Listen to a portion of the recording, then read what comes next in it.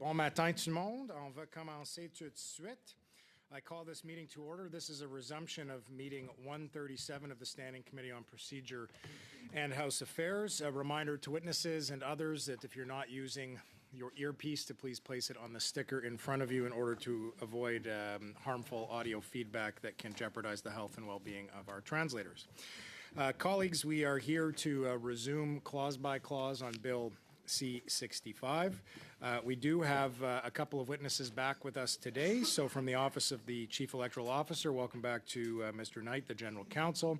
And from the Privy Council Office, we have with us Candice Romalo, Senior Policy Advisor, and joining us virtually is Rachel Pereira, Director, Electoral and Senatorial Policy Unit. So, colleagues, with that, we are going to resume. And if there are, Mr. Blois, welcome to Proc. Nice to see you here today. Mr. Cooper, the last time I checked my list, you maintained the floor. So I'm going to give you the floor, sir. This is on Clause 2? That is correct, Mr. Cooper. Yes. And I think I'm fine for now. Okay, colleagues, seeing no further speakers, we're going to go to a vote.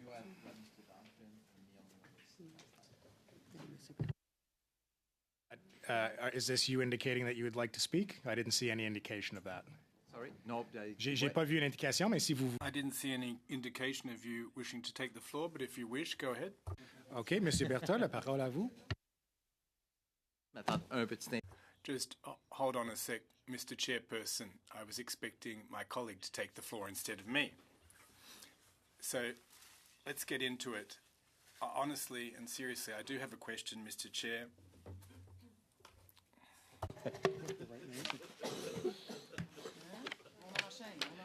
Oui. Merci beaucoup, Monsieur le Président. Thank you, Mr. Chair. Yes, good morning. Yes, this is a bit different than usual. Now, in the clause in question, Mr. Chairperson, I had a lot of questions, in fact, that came to mind. Particularly, and I think that everyone realizes at this point that I actually have no questions to ask at the end of the day. Sorry, Mr. Berthold. Mr. Chair, I'll cede the floor to my colleague. Yes, indeed, that's exactly what I was about to say. I'd suggest that would be wise, Mr. Berthold. Calkins, are you prepared? I'm prepared. All right, Mr. Duncan, the floor is yours, followed by Mr. Calkins. Thank you. I got my book open here first. We're right at it here. Thank you to Mr. Chair, through you. Thank you to our witnesses for being back today. As we talk about Clause 2, I want to just, I don't know if there's been a chance for reflection on Elections Canada's behalf, but last week I'd asked several questions about the new nature of this, particularly with the role of scrutineers in the interactions and the uniqueness of polling stations in long-term care settings and the assistance of electors in casting their ballot being one of a particular concern and a major change.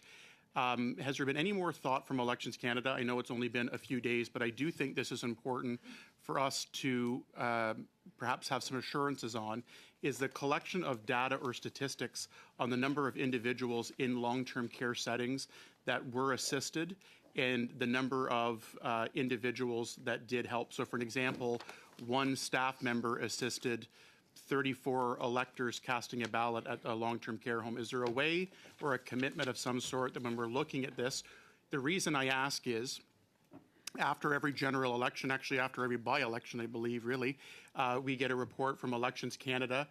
They are very insightful and help us with legislative and policy changes. Is there an ability or a way that Elections Canada can tell us that they'll be able to collect that information and share that in something like the report that comes back to us? Thank you for the question. I don't have further information from what was shared on Tuesday, other than to say it is, well, there is a newness element to this provision. It is something that happens right now, but I understand you're saying that you would like better reporting, and I mean that is something I will take back and we'll have a chance to reflect on before the next election. I don't see any operational difficulties at this point for that. In fact, I suspect that information is already collected, but to be honest, I don't have an answer on the operational aspects of that right now. I appreciate that. And the reason I keep mentioning it proactively is I think some sort of instruction has to be set up that this is a statistic for those working at a pole in a long-term care setting will need to track in one way. So the individual that assists an elector has to do an oath or a declaration. Is it for each individual they assist? How does that work? Is it one where they can go in a long-term care setting? For an example, if I was a dietary aide at long-term care residence and was asked that day, could you go around and see who would like to help and vote? Do I do a declaration for each individual one? Is that logged? And I want to just give a bit more context to say, well, why are you kind of adamant or asking about this? And I don't want to be seen as not wanting to ensure that every elector in a long-term care residence is afforded the opportunity to vote. That is key and is important. But I want to make sure that it's not prone to abuse where all of a sudden we do see individuals helping 20, 30, 40, 50 people at a polling station where last time around there was 14 people that voted. Not to say it wouldn't be a success because they were asked. I just want to make sure we have some guardrails and statistics to see and perhaps raise any concerns on that. So I'll ask again, maybe to summarize my question, is there a written oath or a written documentation for each time one person helps? And is there a way to log that through the paperwork that you'll have at a polling station? A long-term care polling station? There is a written document that is signed by the elector who's assisting another elector. The only circumstance right now where an elector can assist another elector is if it's their relative or a family member. So in other cases, which as we've talked about right now is limited to people who are referred to as friends, are only permitted to assist a single other elector.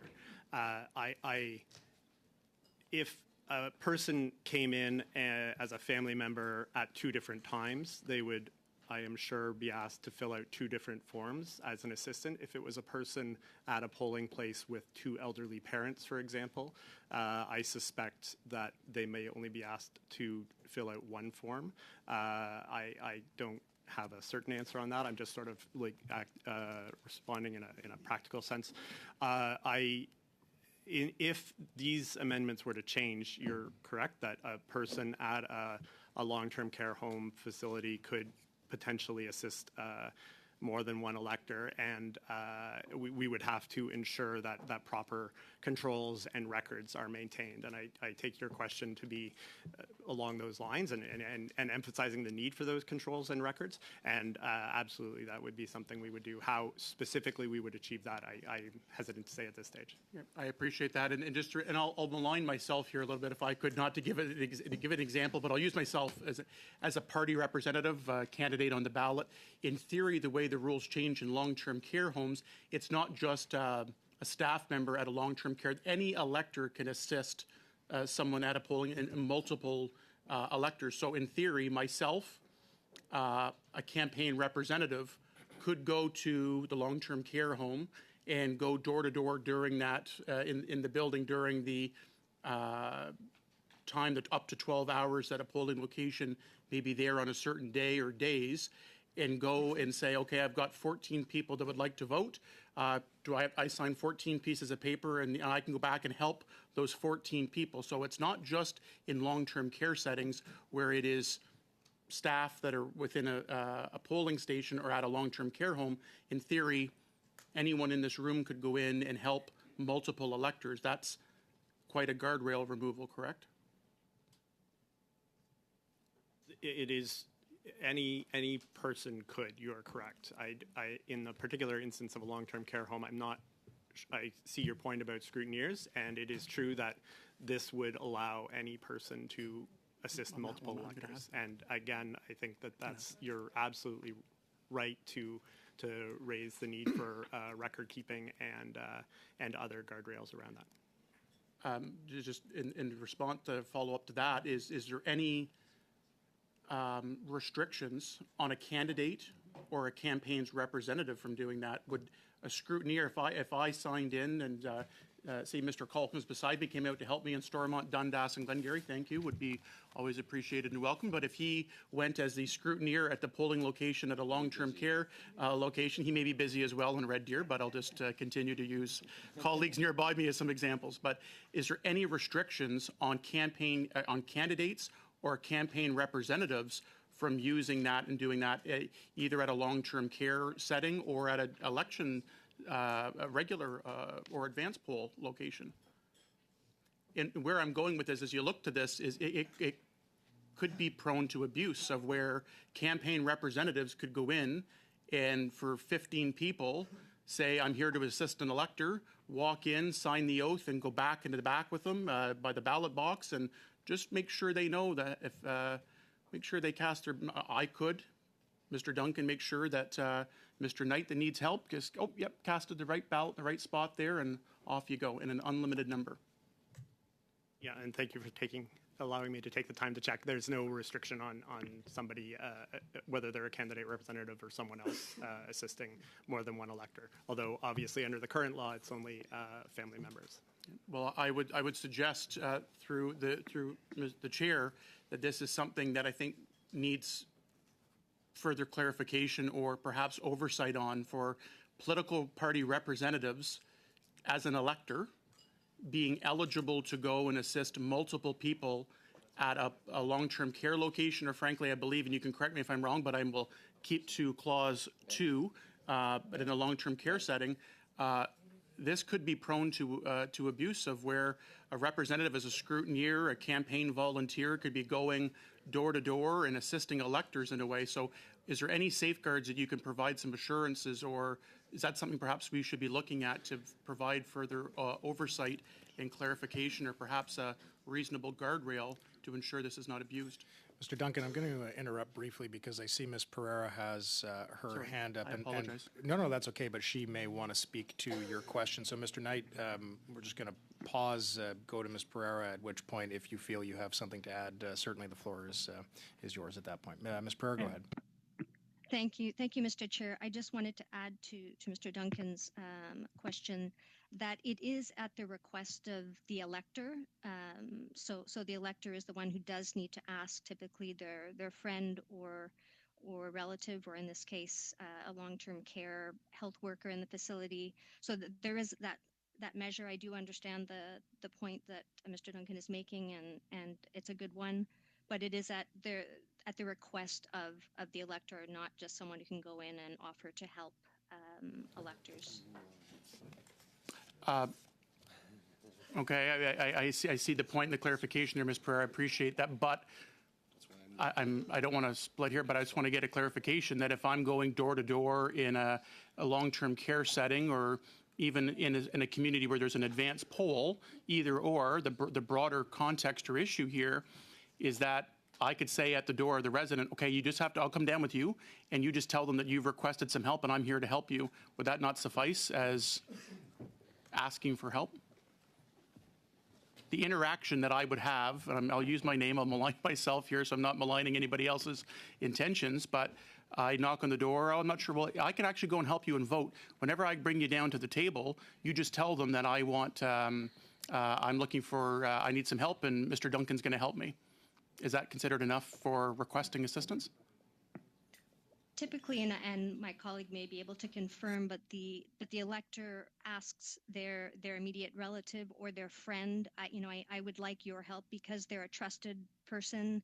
They're assured that that person's not going to share how they voted in the ballot box or influence them in any way. So they do seek the person close to them to have that assistance in the ballot box. It is possible that someone goes and proactively says, would you like my help? But they would likely have someone in mind close to them, like their personal support worker or a friend or relative, to help them mark their ballot if needed. Well, I'll just, I get more comments or more questions about this and more concern. I mean, I understand the intent and the well-meaning, perhaps. I won't suggest in this section that that's not something that's trying to get more people to be able to cast a ballot. But I also think this is opening the door significantly to abuse. And it would not maybe be the intention, but that's what we have to do in policy work that we do is acknowledge this. I think somebody, a political party representative that can go and say, I'm friends with everybody. In Stormont, Dundas, Glengarry, I'm very fortunate to know a lot of people and be friends with a lot of people, and was a former mayor in a community before. So everyone's my friend, quote unquote, and during an election, particularly when they're eager to go cast a ballot. So the relationship there, and I would just say, as I kind of, I'll cede the floor here, but the one thing I will say is that perhaps capping, so as opposed to having an unlimited number, right now there's specific restrictions, but even going to say assisting up to 5 people or something like that does give some flexibility, but suddenly doesn't have somebody going and assisting 50 people. I'm just very worried about the open-endedness of this, the connection that there's no restrictions on political candidates or political party Point of order, representatives Chair. or scrutineers. Point of order. I've got a point of order from Ms. Barron. Thank you, Chair. I'm just important questions and has nothing to do with stalling this bill, but I wanted to request to put forward, the Conservatives have brought up their concerns around the part of the bill that benefits MP pensions, which I've also So you brought can't forward. do a And so I UC asked during a- to, Guys, I know. Just So you're going to allow a UC during a point of order when they're not allowed? guys, I said I know, and give me a moment to speak, please, Mr. Duncan. Ms. Barron, the rules do not permit for a motion to be moved on a point of order, so unfortunately we can't entertain that at this point in time. But if you had the floor, that would be different, and I would be happy to add you to the speaking list if you'd like me to. Thank you, Chair. I was merely trying to resolve an issue that they had and trying to get creative with it. So thank you I for understand. clarifying. Thank you, and, Ms. Certainly, I'll try to find other ways to bring forward getting the Conservatives to support removing Okay. the portion of the bill that takes out the pensions. Thank you. Thank you, Ms. Barron. Mr. Duncan, the floor remains Thank yours. you, and thank Ms. Barron for trying to bring forward her issue that the NDP and Liberals certainly have. A nice try. So I'll just wrap up my question again is, as I'd mentioned before and lost my conclusion there, is I'll ask just a comment about capping. Could that be a reasonable compromise to cap the number of individuals one elector could help to try to make sure we don't have 40 or 50 people do that? Go ahead, Mr. Knight. Yep. I think from the perspective of Elections Canada, that's a policy choice that absolutely is within the scope of this committee's work. I don't think we would have a comment on that. But would be doable, permitted if this committee did consider that. That would be with it permissible and manageable from an Elections Canada perspective. Not putting you formally on the spot, but if there's any red flags that are raised from being able to enforce this or being able to manage that. I don't see any concerns with that. Thank you, Mr. Chair. Okay, thank you, Mr. Duncan. Mr. Calkins, floor is yours. Okay, thank you, Chair.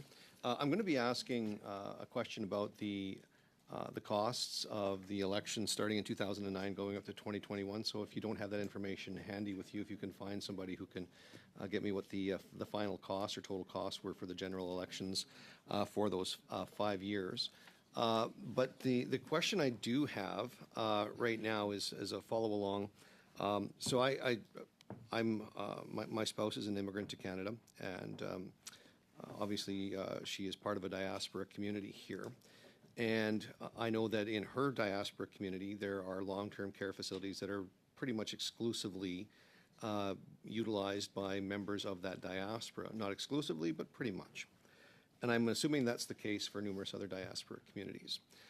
This committee has been seized with questions of foreign interference, in particular diasporas in Canada, and my assumption would be, and I'd like to see if my assumption is true or is correct, that some of there would be some long-term care facilities that would largely have in it residents from certain diasporas that might be under the potential threat of foreign interference. Is that true? Is the question whether there are some diaspora communities that have there are long-term care homes that focus on certain diaspora communities? There would be certain long-term care facilities that might be established by diaspora community groups, for example. I know in Edmonton and Red Deer and other places in Alberta, you would have Catholic long-term care facilities. There's a Polish long-term care facility. My wife is a Polish immigrant to Canada in Edmonton as well. So I'm assuming that this would be happening in other parts of Canada. There would be Chinese cultural community long-term care facilities that run and manage these things, largely to the benefit of Chinese Canadians, for example, and the same would be happening in other cultural communities. I'm just making an assumption, and I'm asking if my assumption is true. Mr. Calkins, I'm just going to interrupt because, again, I see Ms. Pereira has her hand up and perhaps would like to speak to this. And Ms. Pereira, just moving forward, I don't mind. It's not the usual practice, but I don't mind if you just unmute and say, I can speak to this, just in case we miss your hand. So we'll go to you, and then we'll go to Mr. Knight should he feel there's something to add there. Go ahead, Ms. Pereira. Thank you, Mr. Chair. And I just wanted to note, and I appreciate the questions from the members on this, that this relates to Clause 2 of Bill C-65, and the witnesses may not be in a position to speak to potential foreign interference at long-term care facilities. We just wouldn't be in a position to speak to this, but happy to respond to any sort of technical questions related to the bill. It's just something for the committee's consideration. Well, I'm a little confused as to why there wouldn't be somebody here that could speak to it. I'm not suggesting that somebody here speak directly to the issue of foreign interference, but if we are changing or relaxing some of the provisions that would enable electors to vote, I would submit to you that those who are in the business of clandestine foreign interference would use whatever vehicles or tools that we have available, that would be made available to them. And I'm looking at it from the perspective of, look, I've been here a long time. We've done studies on elder abuse. We've done studies on a number of different issues. I would submit to you, and this is just my opinion, that the population in a long-term care facility could be subjected to potential threats or abuse from a variety of sources, and one of those sources could be those who are engaged in clandestine foreign interference. And I'm wondering if the relaxing of these provisions is going to make that better or worse. I can see this potentially being abused. I'm not saying it's going to be, but does that potential for that kind of abuse exist? I am seeing Ms. Pereira's hand again, or is that leftover? Sorry, that was a leftover. Leftover? But, yeah, I can add that, yes, the member is correct. These risks always exist and potentially exist under the current regime, under the Canada Elections Act, where you have friends who can assist at the request of the elector, and friends could be, as Mr. Duncan had mentioned, quite general. But that was a change that's been made since the 2015 election, correct? I will defer to my colleague, Mr. Knight, on when that might have been introduced. I think the friend provision has been there since 2000. Okay. So, do we have a cost to administer the general elections of 2009 to 2020-21? I don't have that information with me now. Okay. And I think I did ask this question, that should this clause pass, what are the expected increases in the cost to deliver a general election? I'm sorry, I don't have that information. And I, of course, will endeavor to answer to the best of my ability, but I am here, of course, to speak to the legal ramifications of the changes in the bill. So it's difficult to answer questions on operational or administrative. I would entertain an answer from anybody who might know. Mr. Calkins, I am going to submit here. I think our officials are doing the best that they can. It's not that your questions are out of line by any means, but perhaps we can ask for written submissions from other officials that are capable of presenting that, so that we're not asking our officials that happen to be here today to comment on things that they're not capable of providing us insight to. If somebody could get that information for me. Yeah, so if you want to, we'll make a note to the clerk that you would like to have a written submission from witnesses on that point. And if anybody is capable of is there an actual budget that's set aside? I mean, there's a budget for the department, I know, to maintain, annual operations and so on. I'm just wondering, is there an actual budget for an election, or is it just whatever it costs to deliver the election, that's what it costs? Like, how does it work just for I'm not talking about maintaining, department operations on an annual basis. I'm talking just the budget proportion for an election. Is it just we spend the money because it costs what it costs, it is what it is, and this is what, and we just, we just pay the bill when the bills come in, or is there actually any effort to maintain a general election within a certain budget parameter?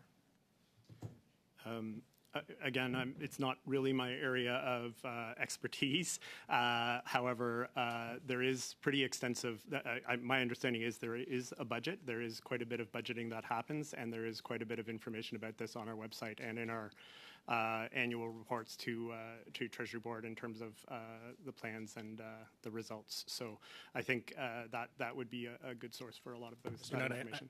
I am going to interject here again. You're done, Mr. Calkins? Yeah, thank you. Just colleagues, to note, part of the reason we read the titles of the witnesses is so that we can help those watching and ourselves understand their roles.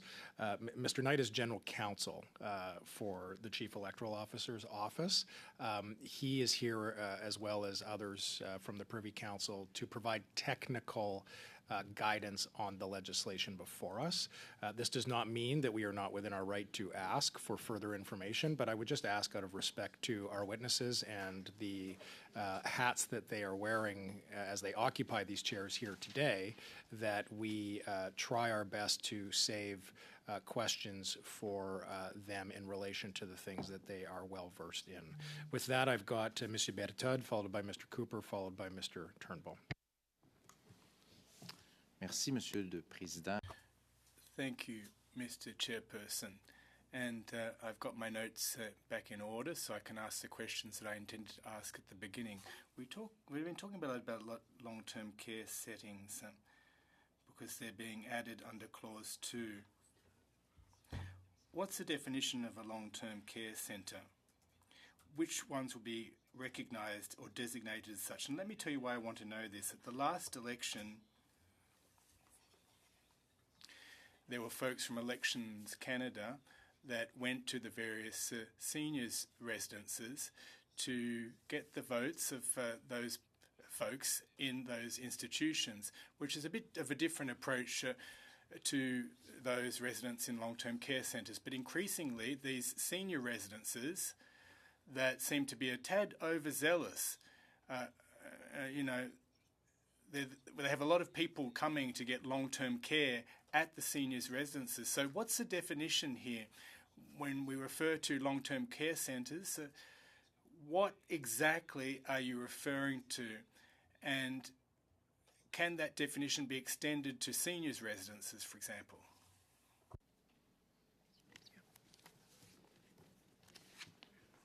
Thank you for your question through the chair. There is not a strict definition provided in the technical sense of a definition provision. However, I would direct the honourable member's attention to Clause 107, and I know that we have to jump around the bill given the technical nature of the Canada Elections Act, but it provides that it would be a place where seniors or persons with a disability reside. Donc, à ce moment-là, que non seulement... Well, in that case, not only are you talking about the number of long-term care centres that are recognised by the various provincial authorities, but if I'm to rely on that definition under Clause 107, well, it could extend to all residents where at least one resident receives long-term care. Is that correct?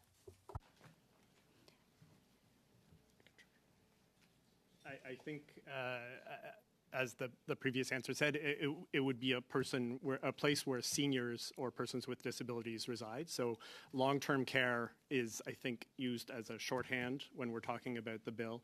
However, an institution where seniors reside could be broader, as you've suggested. And my understanding from an operational perspective, and again, that's not really my area, but my understanding is that it is up to the returning officers to contact the local institutions where seniors reside and discuss with them if it would be an appropriate method of polling for them. So as you are correct, there is potential for some flexibility in terms of the definition, but just to quickly add, if only part of the institution has people with seniors or people with disabilities, then that would be the part which was served by the specified polling places. Est-ce que tous les gens de la But would all the individuals in the residence be called upon to vote? Would there be any restrictions in this bill such that if on a particular day the Chief Electoral Officer's team went to a particular residence because only 2 out of 40 beds, there were people who received long-term care, and the 38 others may or may not take advantage of the presence of the CEO and his team to actually go and vote? Is there any restriction, or would all of those folks be permitted, or would it only be limited to those individuals that receive long-term care, given that we're talking about an institution here and not individuals in the bill? And I think the bill does refer to a part of an institution as well, but I think it's difficult to say that in a particular hypothetical example how it would play out. But the intention of the Act is clearly to provide an opportunity for seniors or persons with disabilities where they reside for them to vote. Parce qu'à la dernière élection, juste une expérience personnelle. Well, the last election, this is from personal experience, many seniors residences made representations to a number of candidates to get the opportunity to have their residents vote on-site from their institution. So my fear is, will this addition to the legislation be used such that all seniors residences ask for a vote on-site on the sole basis of a couple of people who are receiving long-term care? And the definition of long-term care can be very broad. It can be the administration of drugs or medications once a day, because those individuals might have no other medical needs. They are considered that's considered long-term care. So I'm a bit concerned about how this might be used. I understand what you've just said, that you haven't foreseen that possibility, i.e. that residences, aside from recognised long-term care centres recognised by the provinces, would ask for access to this particular outcome. But well, I think it is possible that it would extend beyond provincially regulated long-term care institutions, because the Act does speak to institutions where seniors or persons with disabilities reside. So simply being a senior does not necessarily mean that one needs long-term care. So not only the bill, but the existing Act has that possibility. Okay. Merci. Mr. Chair, if I could interrupt, I have a unanimous consent motion I'd like to bring forward. So, Ms. Barron, you will have the ability to do that once you have the floor. I do have Mr. Turnbull at the moment. I will add your name to the speaking order following him. Okay? Thanks, Chair. So I think we're 2.5 hours into this bill, C-65. We've had many questions from the Conservatives on Clause 2 of this bill, which, I want to put in context here. As far as I know, in our amendment package, which there are many, I don't believe that this clause has any amendments. Could we just check that with the legislative clerk? Was there any amendments to this clause that were submitted? No. Okay. I'm seeing a no. Sorry, I will respond through them. They certainly can speak if they'd like to, but no was the answer.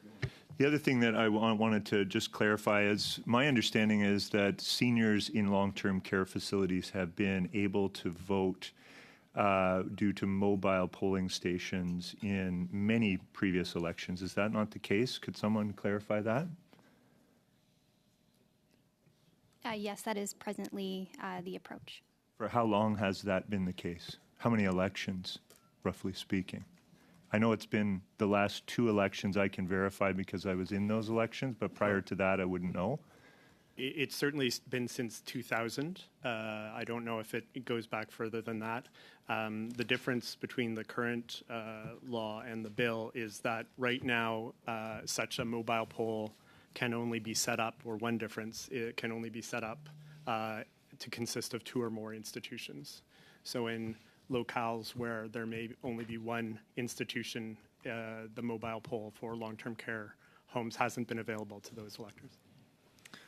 So, but the relative change put in context of the last 24 years of Elections Canada being able to do mobile polling stations at long-term care facilities is to really formalize and make permanent this program, which essentially has been working, to my knowledge, quite well. So this is to change the definition of polling station to include long-term care facilities. Am I understanding that correctly? Clause 2 does that, yes. Yes. Okay. You seem like you're hesitant there. Do you want to explain? Is there something else you're leaving out, or? Well, no, there are various changes to the rules around long-term care voting throughout the Act, which we have been discussing throughout the bill. In terms of establishing a polling place in an institution, the current Act allows for it to happen and has allowed for it to happen since 2000 in 2 or more institutions. This bill would change that so that it could be permitted in a single institution or a part of an institution. Great. I mean, to me, I'm in support of that. I'm in support of that because I think what we want to be able to achieve here is a permanence to having polling stations at long-term care facilities reliably so that seniors who might have mobility challenges that live in those facilities can vote and not be disenfranchised. And I think the program's been working quite well, but I think this, to me, increases, like, it achieves a policy objective that I hope at least all of us share, which is to increase the participation and the likelihood of enfranchisement and not disenfranchisement of our seniors that live in long-term care. Is that not the policy objective we're trying to achieve here? And again, I'll take comments from any of the panelists, even the ones that are joining remotely. Mr. Knight, I'm kind of, you're de facto becoming the default person to answer, but I shouldn't comment. I have no comment on the policy. Maybe Ms. I can Pereira? jump in. Yes. No, thank you for the question. Mr. Chair, that is exactly the policy objective, is to remove barriers from electors who want to vote and who are able to vote, and to facilitate the vote, to ensure they're not disenfranchised. So this bill, and through the long-term care regime, makes this more accessible, voting more accessible to electors with disabilities, electors in care. The existing measures that are available to them, like mobile polls, will remain in place, but this establishes those permanent polls with the returning officer and working with the administrators of those facilities to enable those individuals to vote. So thank you for that clarification. I really think that puts this particular clause 2, which is the first clause that we're considering on this committee proceedings on clause by clause, in context. I hope that we can perhaps get past this and move towards other clauses. But I'll give up the floor now for Ms. Barron. Thank you, Mr. Turnbull. Ms. Barron, the floor is yours. Oh, great. Thank you, Chair. I thought I was being added at the very end, so this is a nice surprise. Yes, I was actually wanting to bring forward a unanimous consent motion. Mr. Chair, I have heard the Conservatives speak quite loudly over and over around the concern around the component of this bill that provides pensions to members of Parliament who would not otherwise receive them. And I share this concern, as I have made very clear, and have said this from the onset. And so it's for that reason I'm trying to find a path forward here. Now, I can't even begin to pretend like I know what the intentions of the Conservatives are, and so I will not imply any such intentions. But it does perhaps feel like there is a desire to delay the important work that we have in front of us today. And so I was hoping to bring forward this unanimous consent motion so that way we can have a path forward as a committee to be able to resolve the issue that was brought forward. So the unanimous consent motion that I'd like to bring forward, Mr. Chair. Okay, colleagues, one moment. Ms. Barron has the floor. Even if a member has the intention to not give consent to a UC motion, we have to hear the motion first. She has the floor. She'll continue to have the floor until she relinquishes it. Ms. Barron, go ahead. Yep, on a point of order, Mr. Cooper. Chair, when it is clear that there is no consent, a lack of consent, that ends the matter. That should end the matter. On that point of order, Mr. Turnbull. My understanding is in the House, when you move a unanimous consent motion, that's possibly the rule, like after question period. But in this particular case, Ms. Barron has the floor, which means she's allowed to speak until she cedes the floor, right? That's the rule in committee. And she could have not mentioned that she needed unanimous consent. It just spoke to this and then asked for that at the end. So, to be honest, I think... Thank you, Mr. Turnbull. Colleagues, there's no advice that I'm being given that's inconsistent with my judgment here, which is that until Ms. Barron relinquishes the floor is hers. So, Ms. Barron, I'm going to return the floor to you. Thank you, Mr. Chair, and thank you for the clarification around the important processes that we take. The resolution that I'm wanting to bring forward, Mr. Chair, is an opportunity, and I hope that my Conservative colleagues really consider this before shutting it down. I mean, they haven't even heard the unanimous consent motion I'd like to bring forward. The one that I'm hoping to bring forward today actually resolves the exact issues that they have brought forward as a concern that, again, I share. And this resolution is seeking the committee to move to the clause of this bill that benefits MP pensions and see it resolved by bringing us directly to NDP 2 in Clause 5 to a vote.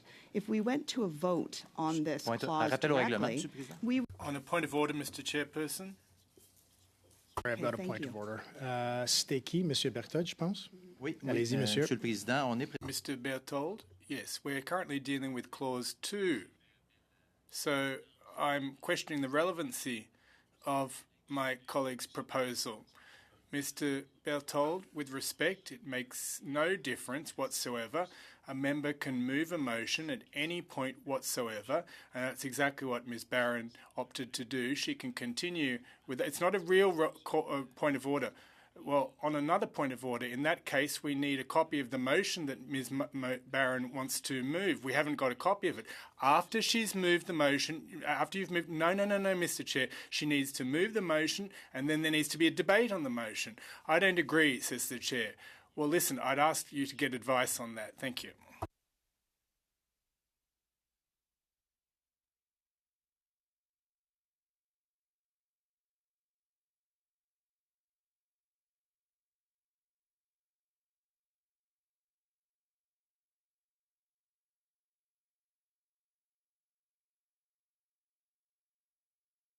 Okay. Monsieur Berthold, comme vous avez Mr. Berthold, you asked me to get advice from the experts, and they agree with my determination, and that is that Ms. Barron needs to have an opportunity to move her motion in the first place. It's no different to what you did a week ago when you moved a motion here before the motion was circulated. So the floor's back with you, Ms. Barron. Mr. Berthold?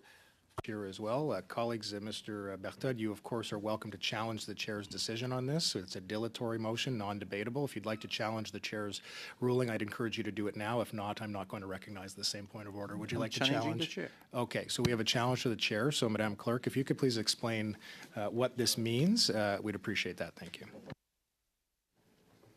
So we will vote on the motion that the chair's decision be sustained, que la décision de la présidence soit maintenue.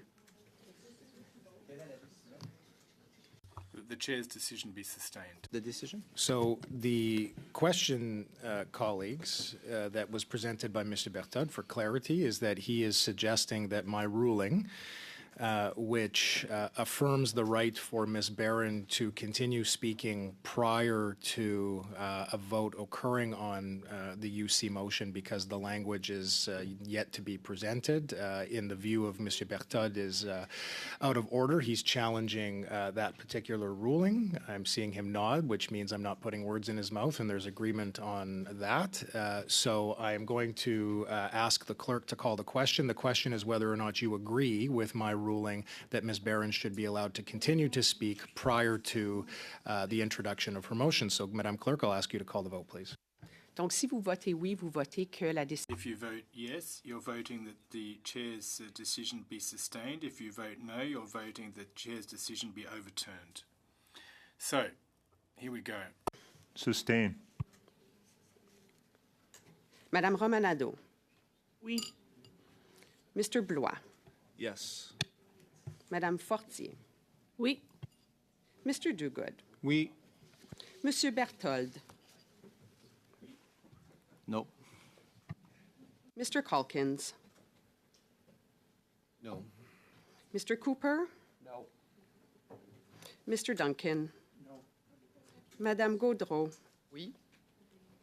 Miss Barron. Yes. Okay, colleagues, unless you need the clerk to read the call, I think the decision by the chair has been sustained. Ms. Barron, I return the floor to you, and there'll be no further points of order on this matter as we've dealt with it. Thank you. Thank you, Chair.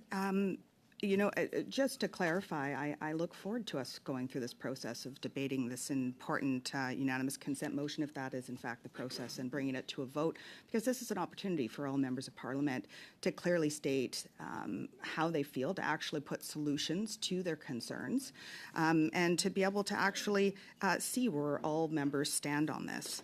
The unanimous consent motion, Mr. Chair, that I was seeking to put forward was to see a resolution of the clause of this bill that benefits MP pensions by bringing NDP 2 in clause 5 to a vote.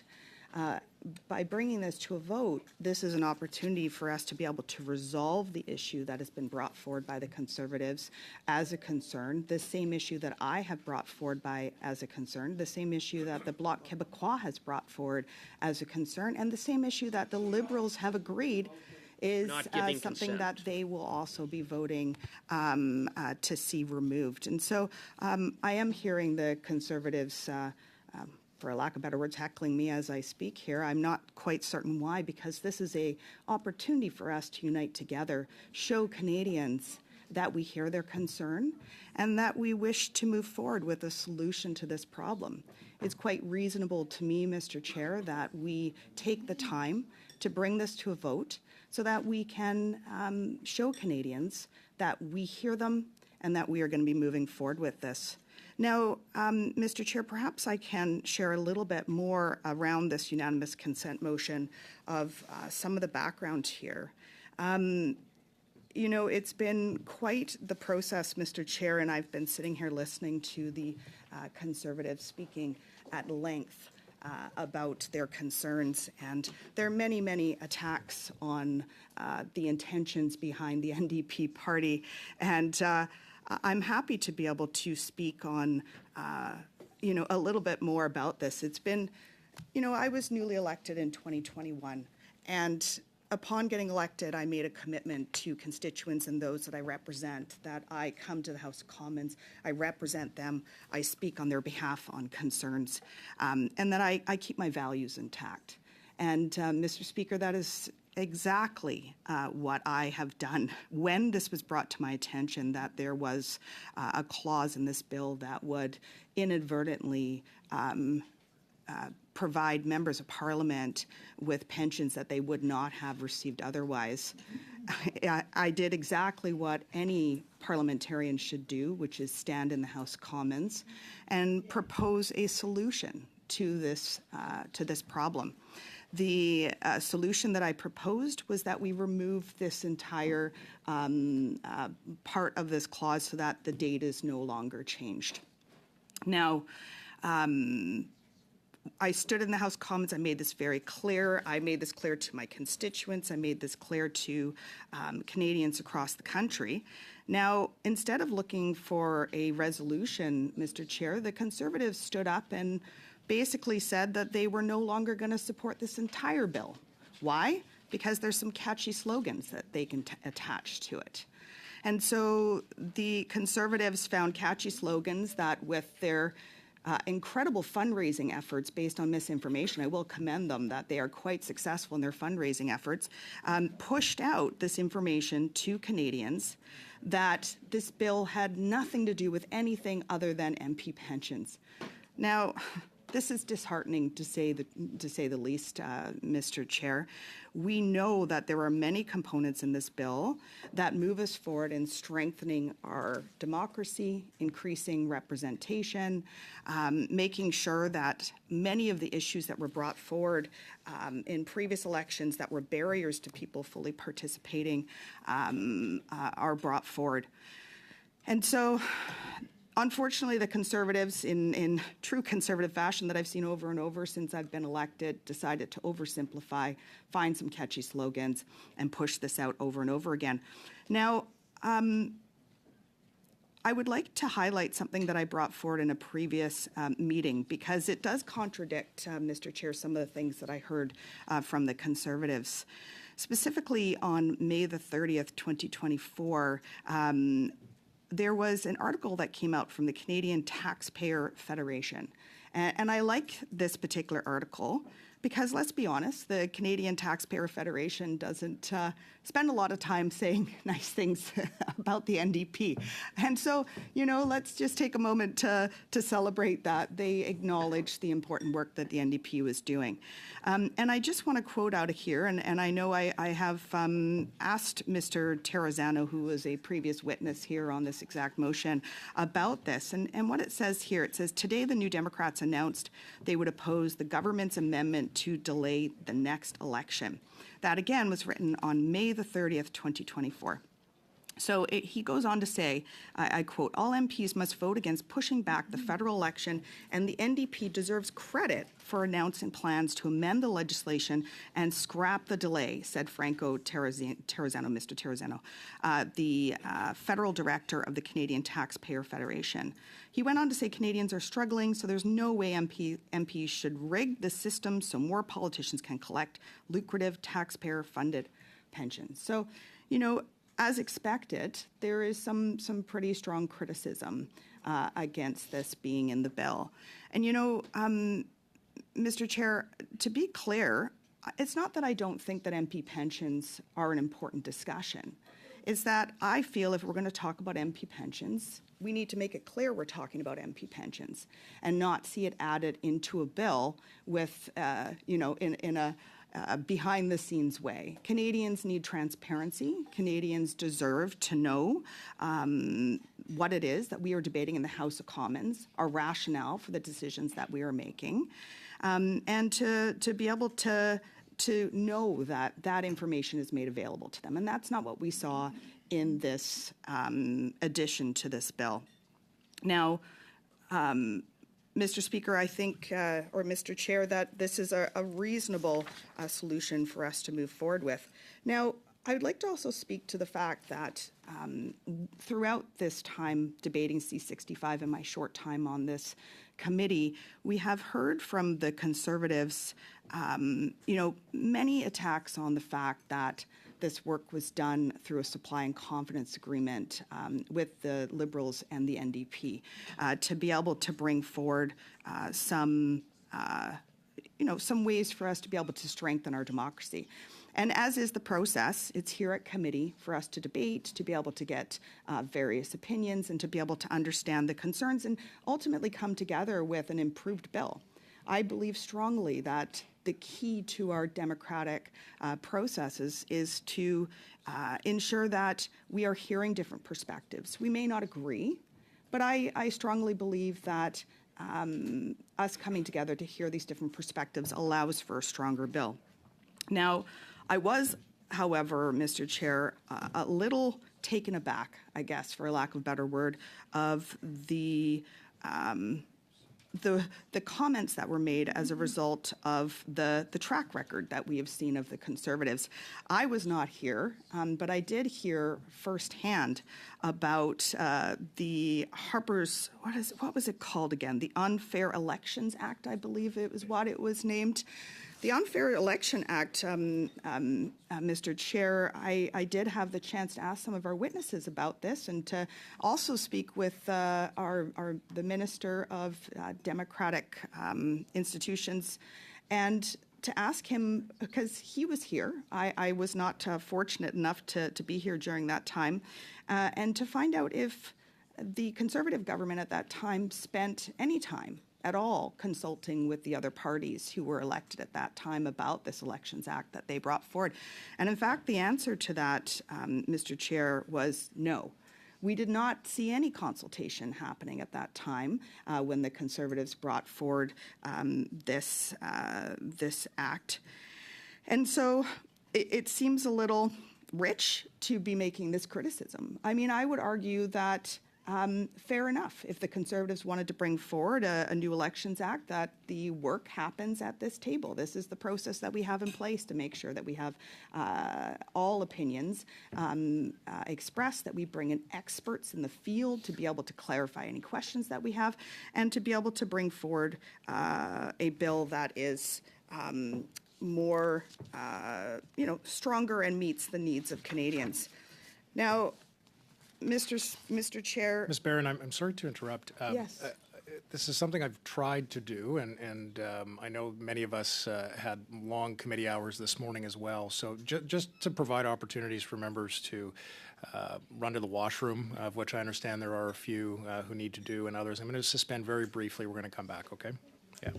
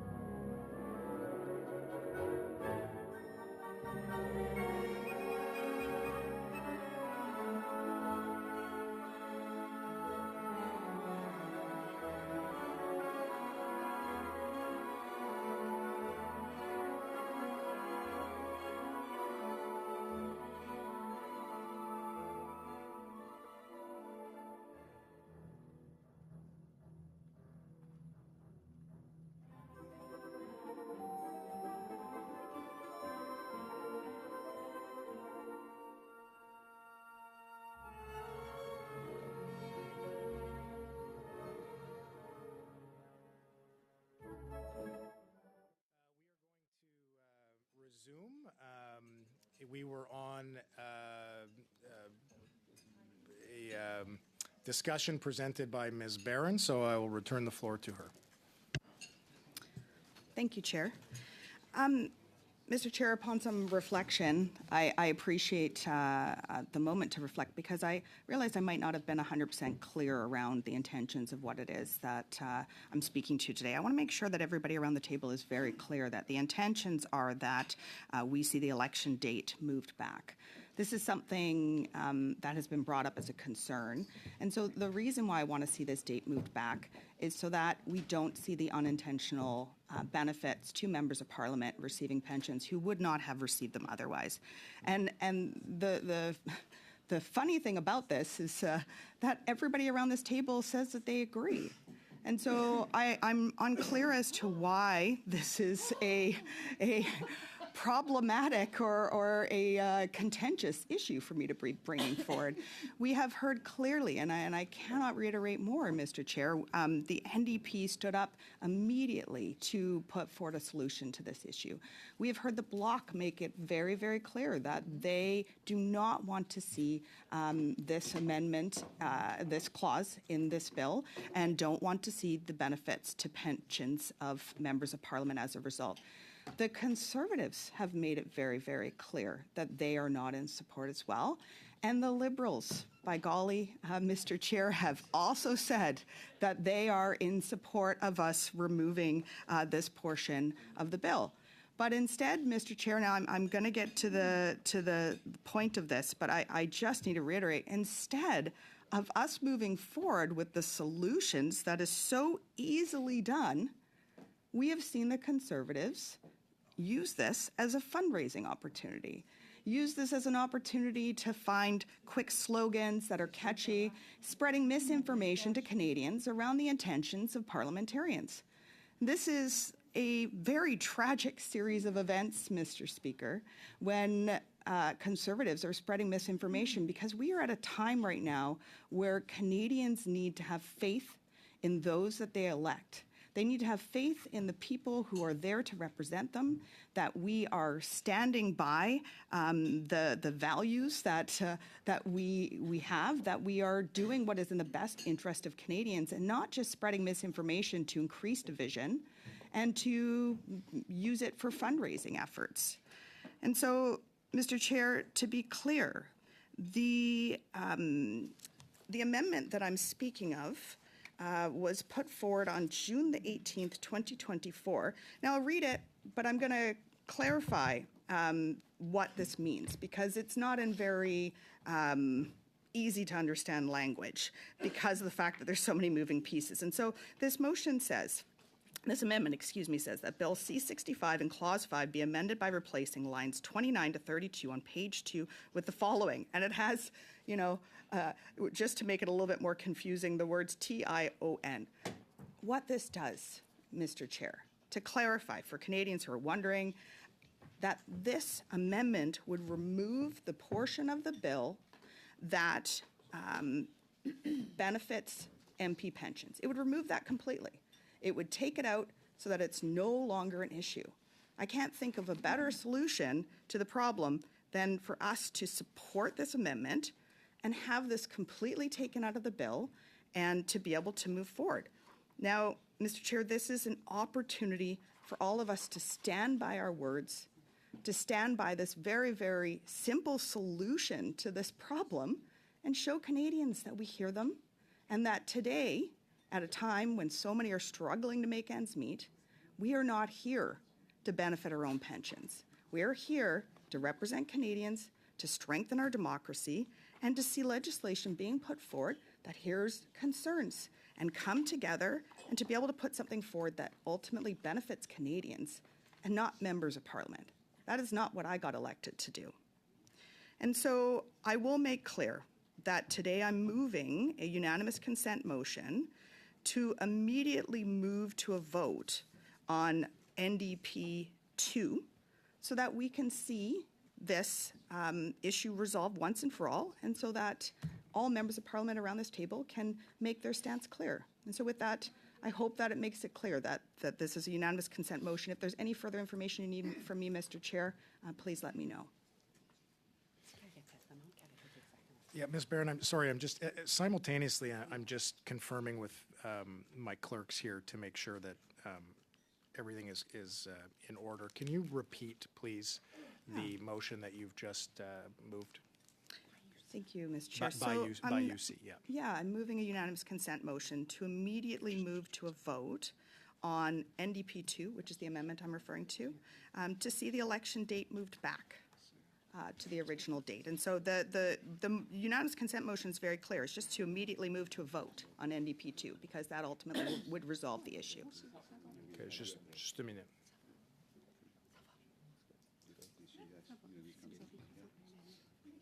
Okay. Okay, so colleagues, just to be very clear here, what Ms. Barron is asking for is for the committee to grant unanimous consent for us to immediately vote on adopting NDP Clause 2. Now, as a reminder, what NDP 2, not Clause 2, NDP 2. As a reminder, what NDP 2 does is in relation to whether or not there's a move to the election date. So that's what we're voting on, okay? It is in order. So with that, Ms. Barron, 1 second, colleagues, I see we've got some blinking lights from the chamber.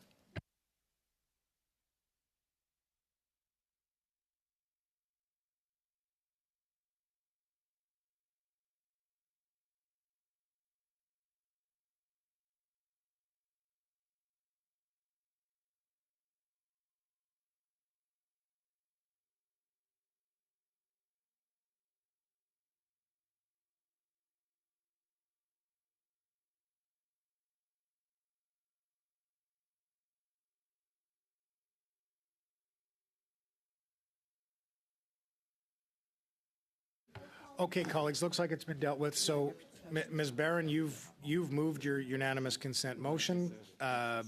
Colleagues, the question is put to the committee. Okay, I'm hearing that there is no unanimous consent, so this is dealt with. Mr. Cooper, I have you next on the speaking order. I think Mr. Duncan's... Sorry, one second. I have you next on the speaking order. Should Ms. Barron want to cede the floor? She still maintains the floor. I still have more things I would like to say. Okay, the floor continues to be yours, Ms. Barron. Okay, thank you so much, Mr. Chair. Yeah, I absolutely want to hear what my colleague has to say, but I do have more that I would like to say on this, and so I will continue. I do find it interesting to see the outcome of that unanimous consent motion that was brought forward. Also not surprising, because it's quite clear, and again, today it's made it clear once again that the Conservatives are not actually interested in seeing solutions to this problem. They're not actually interested in us moving forward with solutions that Canadians are asking for. And the reason is because, Mr. Chair, unfortunately, and much to my dismay and to the dismay of constituents in Nanaimo Ladysmith and Canadians across the country, the Conservatives are using this as a fundraising tactic. They're using this to spread misinformation in order to divide Canadians, in order to, convince Canadians that they can't have trust in the people that they have been elected. But, Mr. Chair, I have concerns that today we've seen, once again, the Conservatives want to burn the place down instead of actually seeing true solutions being put into place to resolve this issue. Now, Mr. Chair, I can't say whether that I can say with 100% certainty that I did not and my colleagues did not know that this particular change would result in this. And so it's just frustrating that we're in this position where as soon as the information was brought forward that this was a problem, as soon as that was brought to our attention, we stood up to put forward a solution. And to see the Conservatives express this so-called concern over the issue, yet continue to deny this committee the ability to resolve the issue, it just is just, I don't know how this could possibly be explained to Canadians across the country. I don't know. And so, Mr. Chair, I do, as I have said many times now, I've been sitting in this chair for, I don't even know how many hours. I wish I had kept track because I'm certain Canadians would be interested, and I can find this out. But we've been sitting in this chair listening to the Conservatives ask the same question 25 different ways in order to delay us moving forward on this important work. I've also heard the Conservatives talking about things that are completely false. And you know what? It has been so challenging for me to not call a point of order every 10 seconds to correct it. But you know what? That's exactly what the Conservatives want me to do. Because the second that I try to call out the misinformation that's being spread, before we even leave this committee, it's clipped and posted on social media and spread around completely out of context in order to pad their own pockets with more fundraising efforts to show how corrupt all members of Parliament are. It's completely, it's frustrating, and Canadians are paying attention. And Canadians are paying attention today to what's occurring here at this committee. Canadians are paying attention to the fact that once again, the Conservatives have voted to not see solutions be put into place in order to benefit MP pensions. And just another thought on that, Mr. Chair, it's so interesting to me that when you actually look at the breakdown of the pensions of who would benefit from this particular clause in this bill, the Conservative members of Parliament are actually those that would benefit the most from this particular clause. And so I don't know if I can personally believe on one side, the complete, telling Canadians that this needs to be, that this cannot be in the bill and that they're not supporting it. Yet, here we are in a position where we can resolve the issue, and they're not. They're not choosing to resolve this issue. So I really do question the fact that we have the majority of Conservative members of Parliament that would benefit from this remaining in this bill who are today voting against a unanimous consent motion to resolve this issue. What does that mean? Again, I would never begin to pretend like I know the intentions of Conservative members of Parliament, but I do think Canadians should pay attention to those facts that the Conservatives are refusing to resolve this issue, and they are, in fact, the ones that benefit the most. So just an interesting piece of information that Canadians should be aware of. Mr. Speaker, there is many reasons why I'm pushing to see this bill moving forward for Canadians. Now, one piece of information that the Conservatives are certainly not talking about is the Office of the Chief Electoral Officer of Canada's recommendations that came forward. I know in the Unfair Elections Act, having the voice of the Office of the Chief Electoral Officer of Canada was something that they most definitely did not want to see more of. And so in these recommendations in here, if members of Parliament took a moment to read these, they would see direct connections between the information that is in Bill C-65 and the information that was put forward and proposed by the Chief Electoral Officer, which is interesting because many of the questions that the Conservatives are asking, they're asking like these were just constructed behind closed doors with, they're right here. They're in this actual recommendations from the Chief Electoral Officer. So a few of these recommendations that are in here that relate directly to the Bill C-65, and I hear the Member of Parliament from the Conservatives that's heckling me here. Perhaps I could provide him with a copy of this information if he'd like to look more closely at it, because perhaps I'm not presenting it as clearly as he would like, but it is quite clear here. I'm not the Chief Electoral Officer. I won't pretend to have the same level of knowledge. That's why I lean on experts in the field to provide recommendations for me to be able to figure out the best path forward. And so one of the recommendations that was put forward in here is around flexible voting services. And the recommendation is to reduce barriers to voting for residents of long-term care facilities, amend the Act as follows. It says to authorize additional flexibility for voting days, and times in such facilities, and allow electors residing in long-term care facilities to vote with proof of identity only when voting in the facility. Now, I thought that this was an interesting point that the Chief Electoral Officer, again, put in this report because of many of the questions that the Conservatives have spent how many hours? Again, I wish I had a document at the time, asking our witnesses who have incredible skill and expertise here today. They were asking many of the same questions around the long-term care facilities. They're asking questions about the supports for people living with disabilities. You know, I don't think I'm allowed to talk about amendments that have been put forward, but it's interesting to see the ways in which the Conservatives are actually trying to diminish any movement forward to provide additional supports for people living with disabilities to be able to vote, and also to be able to see residents in long-term care homes accessing the voting, to be able to vote in a way that is reflective of, excuse me, just the language there, so that being able to vote in a way that's barrier-free. That's what I'm trying to say.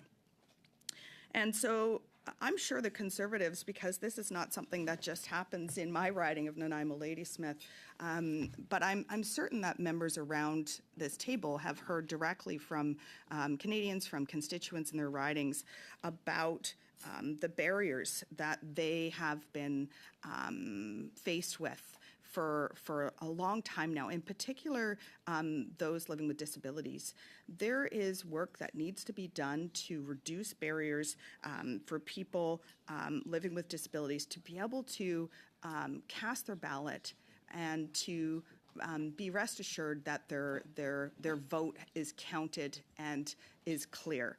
And we heard from witnesses about this, in particular the problems surrounding one of our witnesses who, unfortunately, because of another Conservative filibuster, was unable to present and provide witness testimony in person here. And this particular witness had visual impairments and was speaking to the importance, alongside a legal expert, of having telephone voting in place. We know that there's many reasons why telephone voting is a positive way for those living with disabilities to be able to access, to be able to vote on their own, to be able to do so in a way that does not increase barriers to voting. These are the types of things that we need to be talking about as a committee, but not just talking about, actually implementing into a bill and then moving forward with a bill so that people living with disabilities can actually see the benefits and the solutions required of what it is that we're talking about. I don't know about everybody around this table, but I'm quite tired of us talking about the same thing in 10 different ways. And I'm hearing from Canadians across the country that they want to see solutions put into place, that they want to see the actual recommendations that are right here in front of us from the Chief Electoral Officer being implemented to ensure that people can access the polls in a barrier-free way. The long-term care facilities, my goodness, Mr. Chair, we heard from constituents who are having barriers because of the fact that they needed to show certain types of evidence, and we know that many people are moving into these facilities don't have the documentation required. And so to see those barriers reduced would be a huge positive for so many Canadians. It also talks about in this recommendation, and actually this is something that the Conservatives may be interested in, because I've heard this question be asked just today as well, about 6 different ways. The recommendation, it's on page 51 of this report here, recommendation 7.4.1 says to remove barriers, amend the Act to allow an elector to request assistance to mark their ballot from any individual of the elector's choosing, providing the individual makes the solemn declaration required. And so it makes it very clear in this recommendation, Mr. Chair, that it was this was a point that was brought forward, and this is a solution that was recommended, which then again was one of the components of Bill C-65 as it moved forward. other pieces in here, Mr. Chair, I want to point out. Oh, this was a good one. Recommendation 9.2.1 on page 60 is to protect the privacy and safety of returning officers.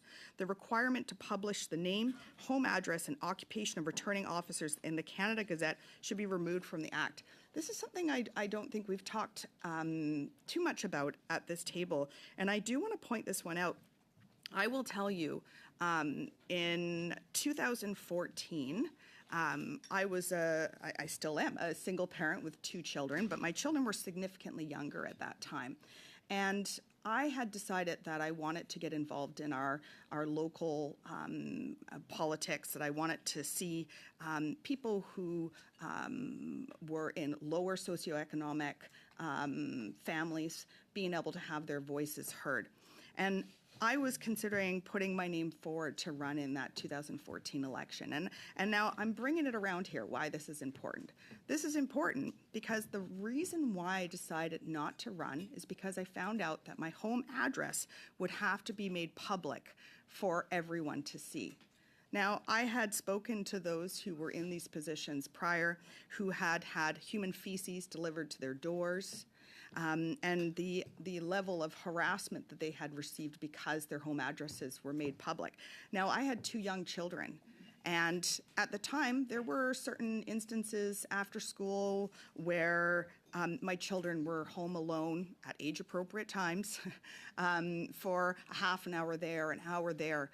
And the thought that my children may be presented with a not welcomed gift of human feces at their door was enough for me to make the decision to not run in that municipal election, which is so unfortunate. This is a barrier, and this is the reason why I'm talking about this is because this links directly to what is being talked about here around the privacy and safety of returning officers. We need returning officers in order for our democracy to run efficiently and effectively.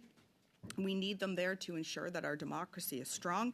And by publishing their home addresses and occupation in the Canada Gazette, it's just unnecessary.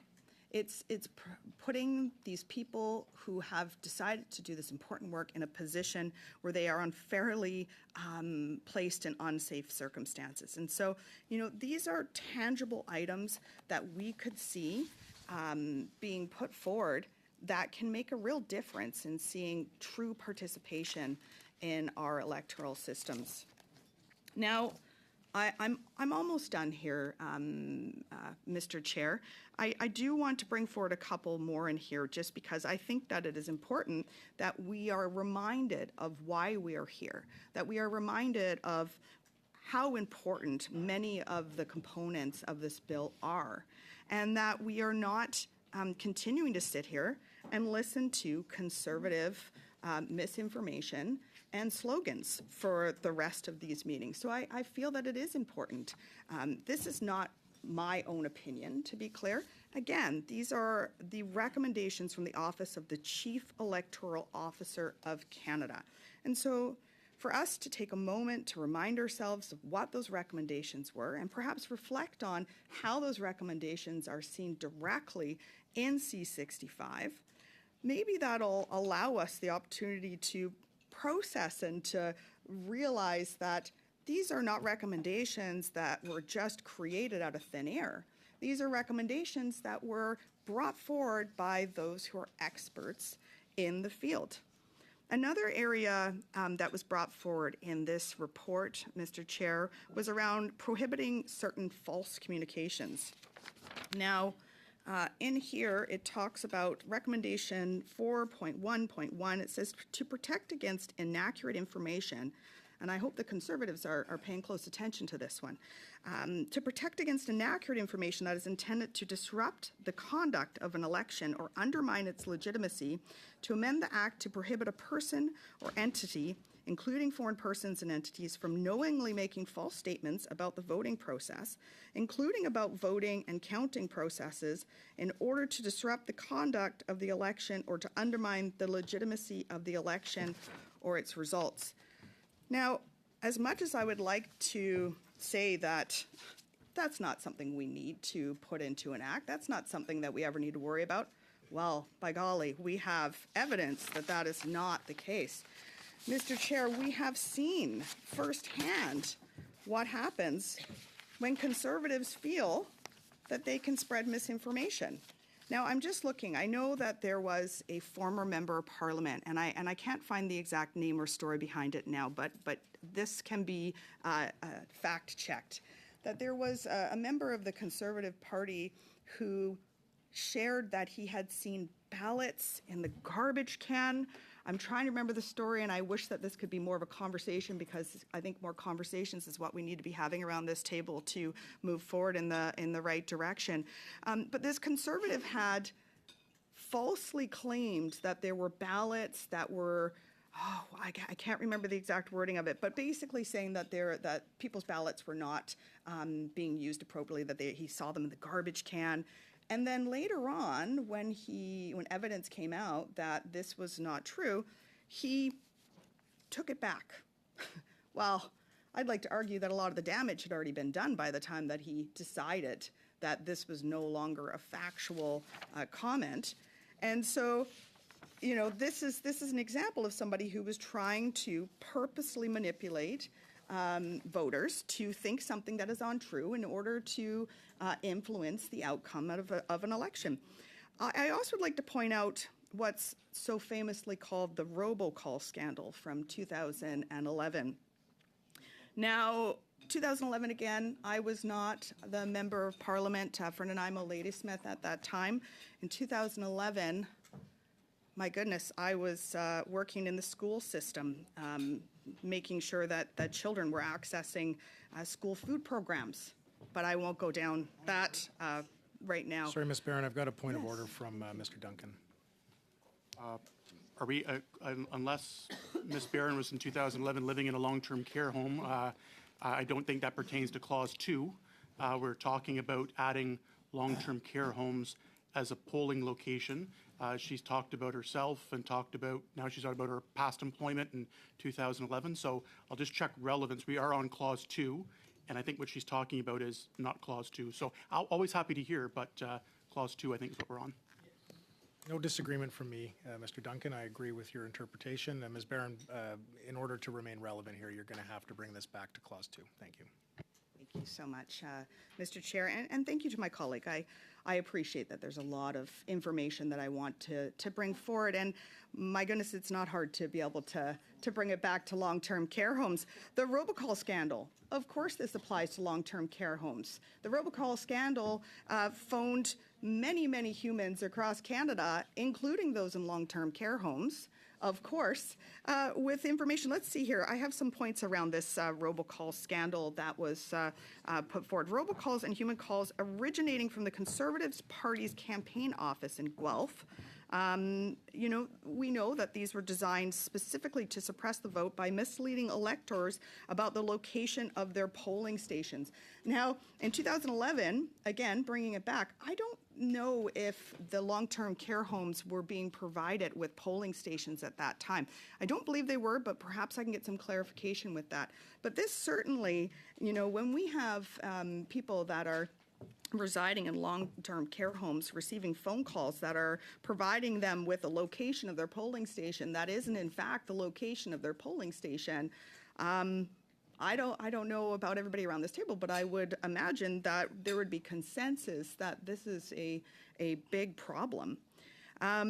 We know that on here that there is provisions within C65 that specifically touches on there are no provisions, excuse me. So again, this speaks to something that needs to be addressed, that needs to be talked at more length, because those in long-term care homes deserve to know where they're voting, how they're voting, and to have that clarity in place. It's, again, a given that we would support legislation that ensures that people in long-term care homes have access to polling stations in the most barrier-free way possible, and that they are able to do so in an effective manner.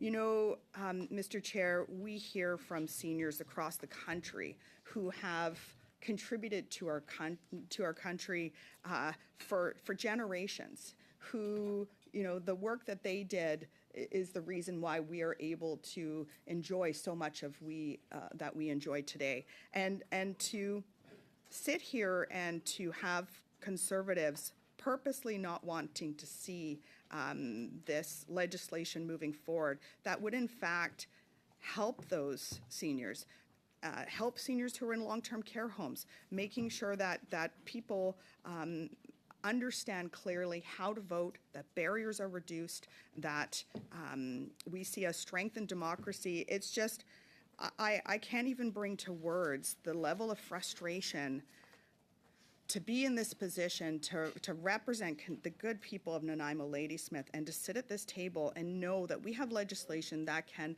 move us forward in sound ways to see a movement in the right direction to have less barriers in showing up at the voting station, but instead to have the Conservatives using this as a fundraising effort, to see Conservatives using this as an opportunity to spread misinformation, to spread division amongst Canadians.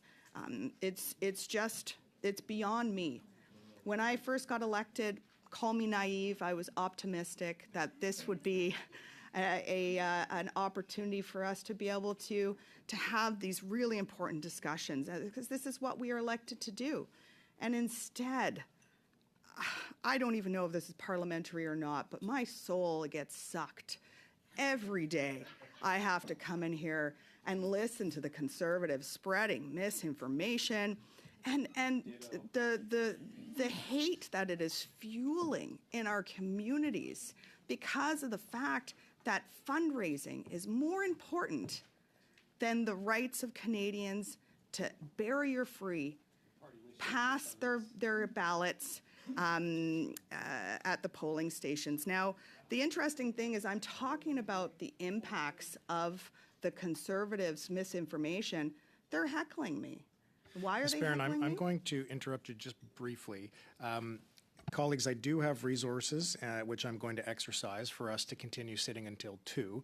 But out of fairness to members that may need to find substitutes because the meeting notice was until 1, that applies to members from all parties, I'm going to grant just a couple of minutes out of courtesy for them to be able to do that. So just to clarify, we're going to suspend for a couple of minutes. We're going to continue sitting until 2, and when we come back, Ms. Barron will maintain the floor. Suspended.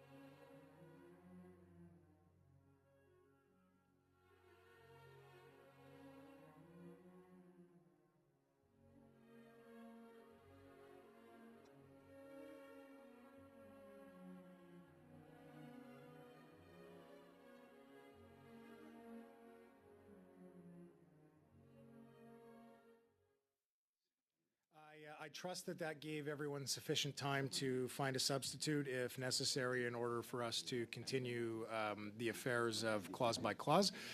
Ms. Barron, the floor remains yours. Thank you, Mr. Chair.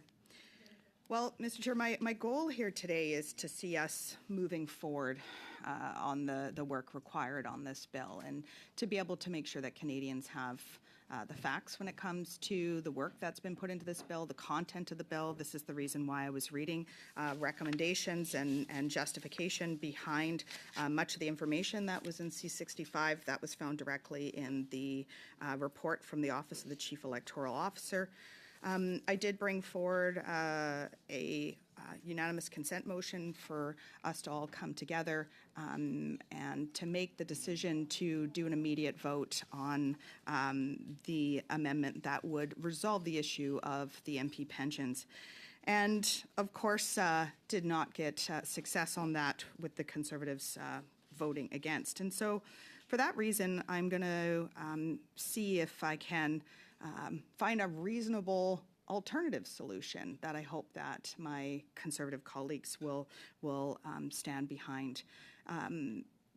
We know Canadians are asking for the solutions to be put forward, and so I have a potential alternative here. And so with that, I would love it if we could get to the debate and the vote of the amendment that would resolve the pension issue that's currently in place. And so I'm seeking unanimous consent, Mr. Chair, for the committee to stand on clauses 2, 3, and 4, so that we can immediately move to clause 5 to be able to debate the important issues that the Conservatives are bringing forward over and over again, and to see the solutions being put forward so Canadians can have the peace of mind. Okay, so for clarity, colleagues, this is a dilatory motion again, meaning that, well, we need unanimous consent. There's no debate on it. But just for clarity, what Ms. Barron is asking for is that we press pause on clauses 2, 3, and 4 and get to clause 5. Mr. Cooper, unless it's a point of order, I've got to go immediately to asking the committee whether there is unanimous consent. I'm seeing yes from the Conservatives who are agreeing. I'm seeing nothing from the Bloc. Okay, so colleagues, the committee, one moment please. The committee has adopted that motion. We will now move immediately to clause 5. And I've got Ms. Barron, who maintains the floor at this point. I see you guys. So, Ms. Barron, the floor remains yours. But colleagues, we are now on clause 5. Okay. Yeah. So.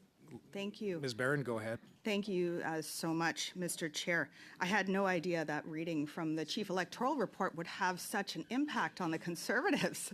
This is great news that this is happening. And so, Mr. Chair, I want to first thank all members around this table for agreeing to provide unanimous consent for us to move directly to this amendment that will finally resolve the issue of the benefit to MP pensions.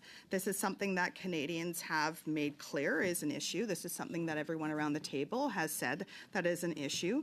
And I'm grateful that we finally have the Conservatives agreeing to debate this. And my hope is that we'll be hearing some facts, some actual debate on the issue, and if they are against us removing it, perhaps some rationale for Canadians as Ms. to Barron, why they are. sorry to interrupt. My mistake here because we moved so quickly. I didn't ask, now that we are on clause 5, if you would like to move your amendment. You are the first amendment that we have, which is NDP 2. So I need you to officially move that if you intend to, because if you do, then it has some implications for other aspects of the bill that I have to read out. So thank you, Chair. Perhaps so yes, yeah. I apologize. Yeah. So go. Just let me know, please, if you intend to move your Yes, amendment. I absolutely would like to move NDP 2, Okay, clause so 5. Okay, so NDP 2 has moved, so I'm going to read the following, colleagues, and please pay close attention. NDP 2 has been moved, so CPC 3, PV 1, and BQ 0.1 cannot be moved. What's that? Yeah, because they are identical. And now, do I read this too? Okay. The other, of which there are many, and I will read all of them once, are as follows. So because NDP 2 has been moved, the following, in addition to what I just read, cannot be moved because of conflicts. CPC 4, CPC 5. It's adopted. It has to be adopted. So this is if it's adopted. From CPC 4, 5, 6, 7, 8, 9, 10, 11, 12, 13, 14, 15, 16, 17, 18, 19, 20, 21, 22, 23, 24, 25, 26, 27, 28, 29, 30, 31, 32, 33, 34, 35, 36, 37, and 38. So that is if the amendment that we are about to embark upon debating is adopted, then those that I just read will not be eligible to be moved. Apologies for that interjection. Ms. Barron, we are now debating the amendment that you have moved, NDP 2, in relation to Clause 5. Well, thank you, Mr. Chair, and thank you for highlighting the other components. I guess it is worthwhile mentioning that the reason is because of the fact that the NDP brought forward this amendment first, that the other amendments that are actually identical are no longer able to be moved forward. And so, you know, I think that's something for Canadians to be aware of, that there were other amendments that were put forward around this table by other members of Parliament that also said the exact same thing as this amendment.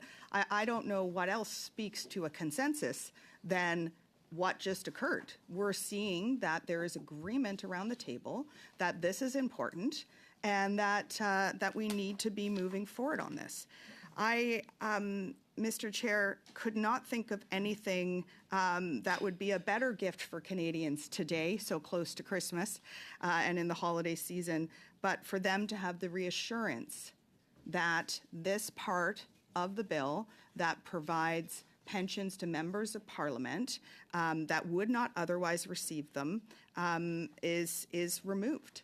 This is an issue that I have brought up many times now, but just for anybody who may be just beginning to pay attention to this meeting now, I do want to reiterate that there was a portion of the bill that meant that by moving the election date, it actually ended up benefiting members of Parliament's pensions. And so this is not at all what I signed up for. This is not at all what the NDP wants to see happen through this bill.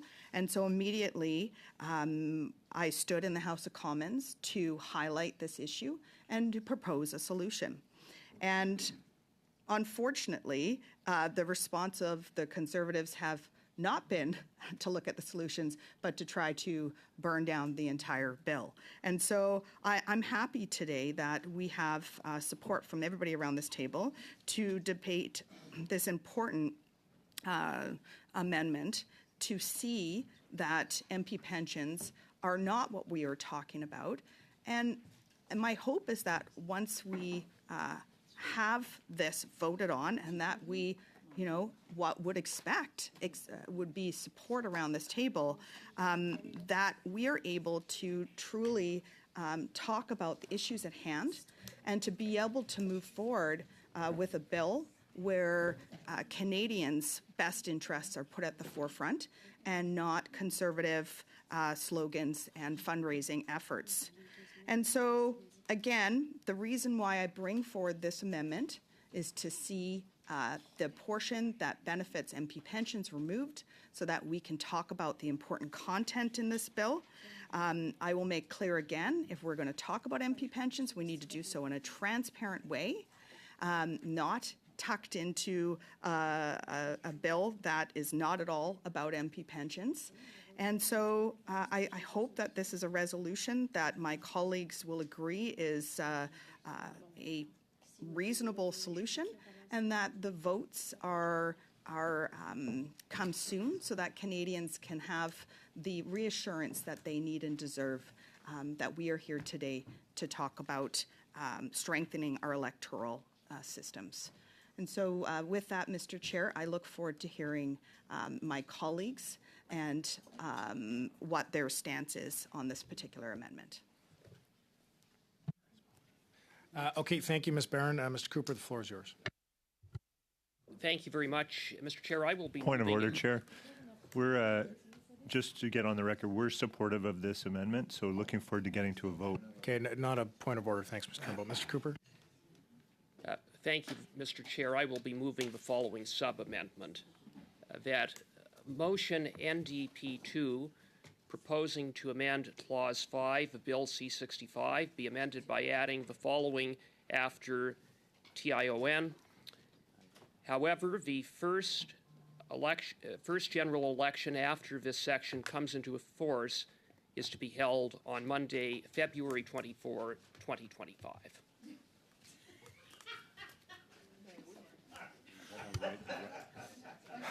Okay,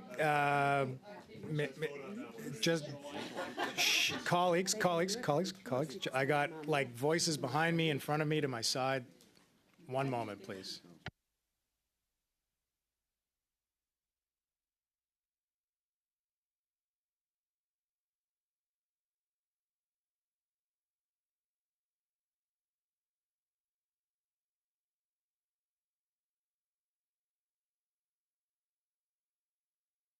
Okay, colleagues, we're just going to get this circulated in both official languages. Just hold tight.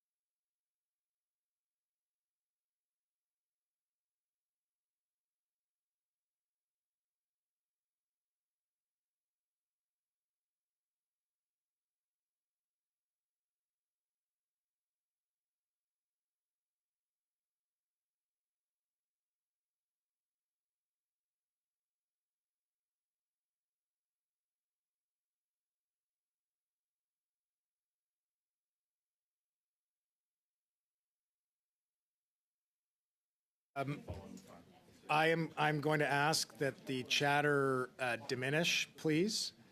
I have a speaking list, and Mr. Cooper retains the floor. I had Mr. Turnbull, followed by Mr. Blois.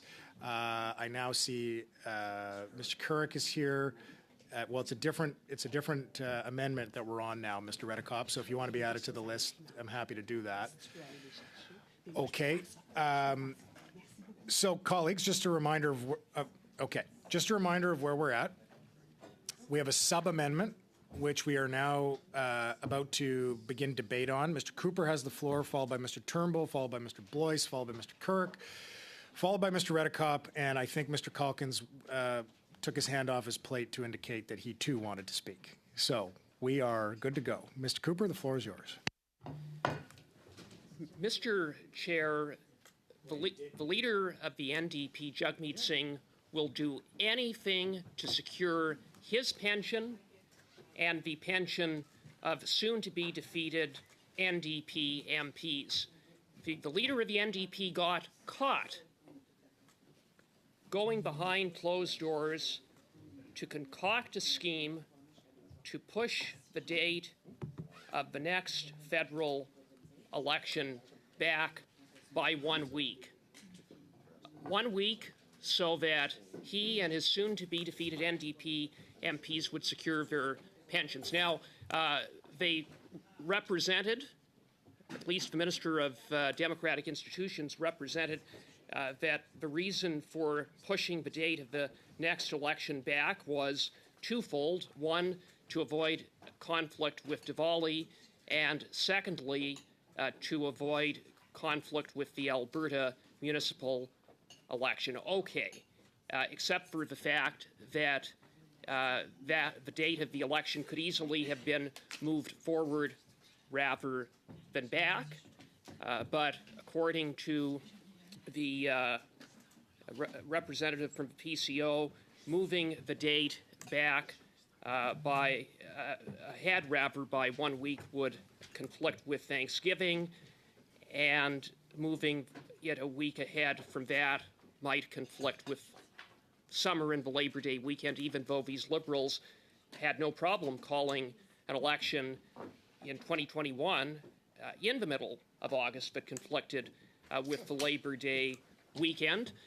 And so that doesn't make sense. And as far as pushing the date back by 1 week to avoid conflict with the Alberta municipal elections, well, in fact, by pushing it back by 1 week, it conflicts with the territorial elections in Nunavut. So, Mr. Chair, they tried to misrepresent the reason for why this election date was pushed back.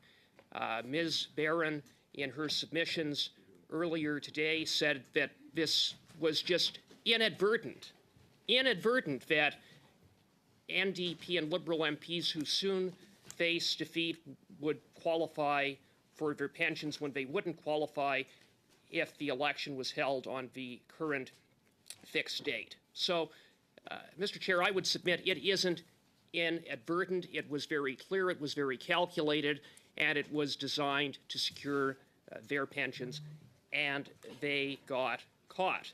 Now, the bottom line is that Canadians just want this government to stop. They want this government to stop the inflationary spending that is driving up the cost of living. They want this government to stop job-killing tax hikes. And they want this government to stop putting Canadians in debt. They want this government simply to stop.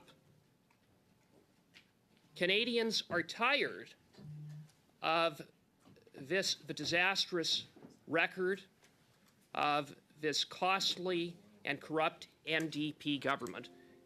Canadians want a carbon tax election, and they want a carbon tax election now. Now, the leader of the NDP has, on the one hand, criticized the Liberals, but on the other hand, has seized every opportunity available to prop this Liberal government up. The leader of the NDP had, of course, entered into the coalition agreement with the Liberals more than 2 years ago. For the past 2 years, NDP MPs have carried water for this Liberal government, including working hand in glove with the Liberals to cover up Liberal scandals and corruption. But in September, the leader of the NDP said he had finally had enough, that he was ripping up the coalition agreement with the Liberals. Now, the timing of the announcement was interesting insofar as it happened to be on the eve of the by-election in Winnipeg. Mr. Cooper, I'm just going to stop you. I'm going to suspend very briefly and explain why, okay?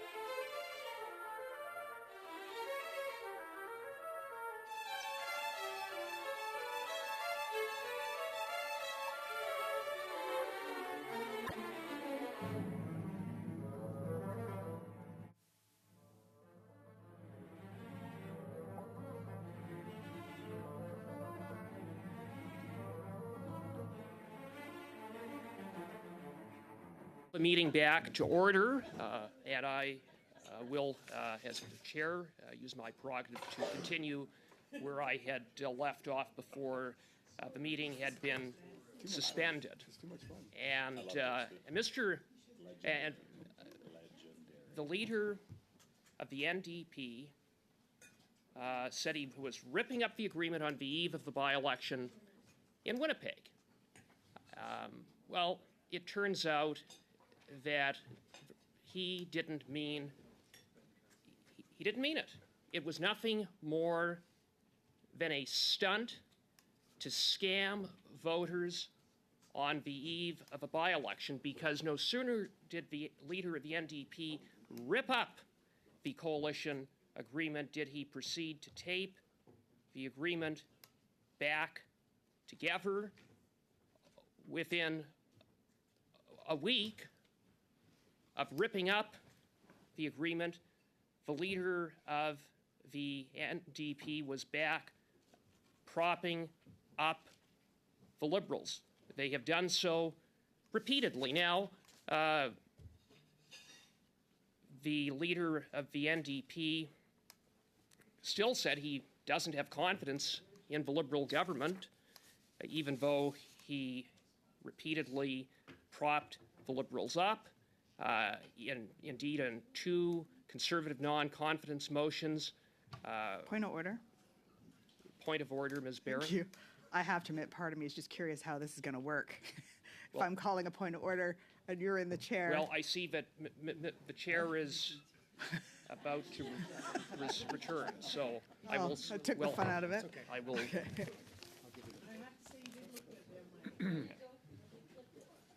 you, Michael. Okay. With the Ben Carr nameplate on.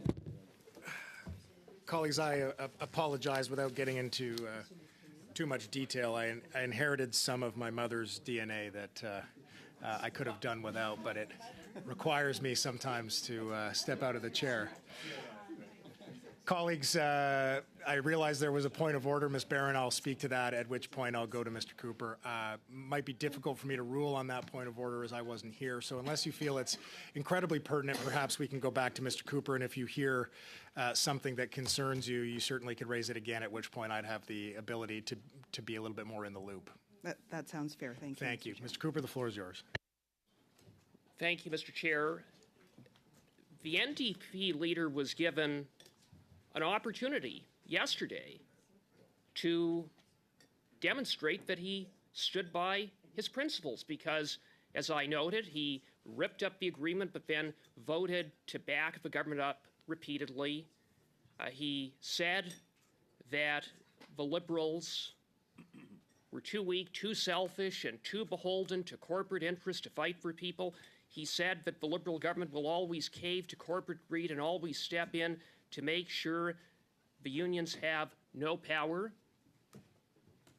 Yesterday, he was given an opportunity to stand by those words, to stand by his principles, because Conservatives agree that the Liberals are too weak, too selfish, and too beholden to corporate interests. And so, Conservatives put forward another motion of non-confidence in this costly and corrupt Liberal government.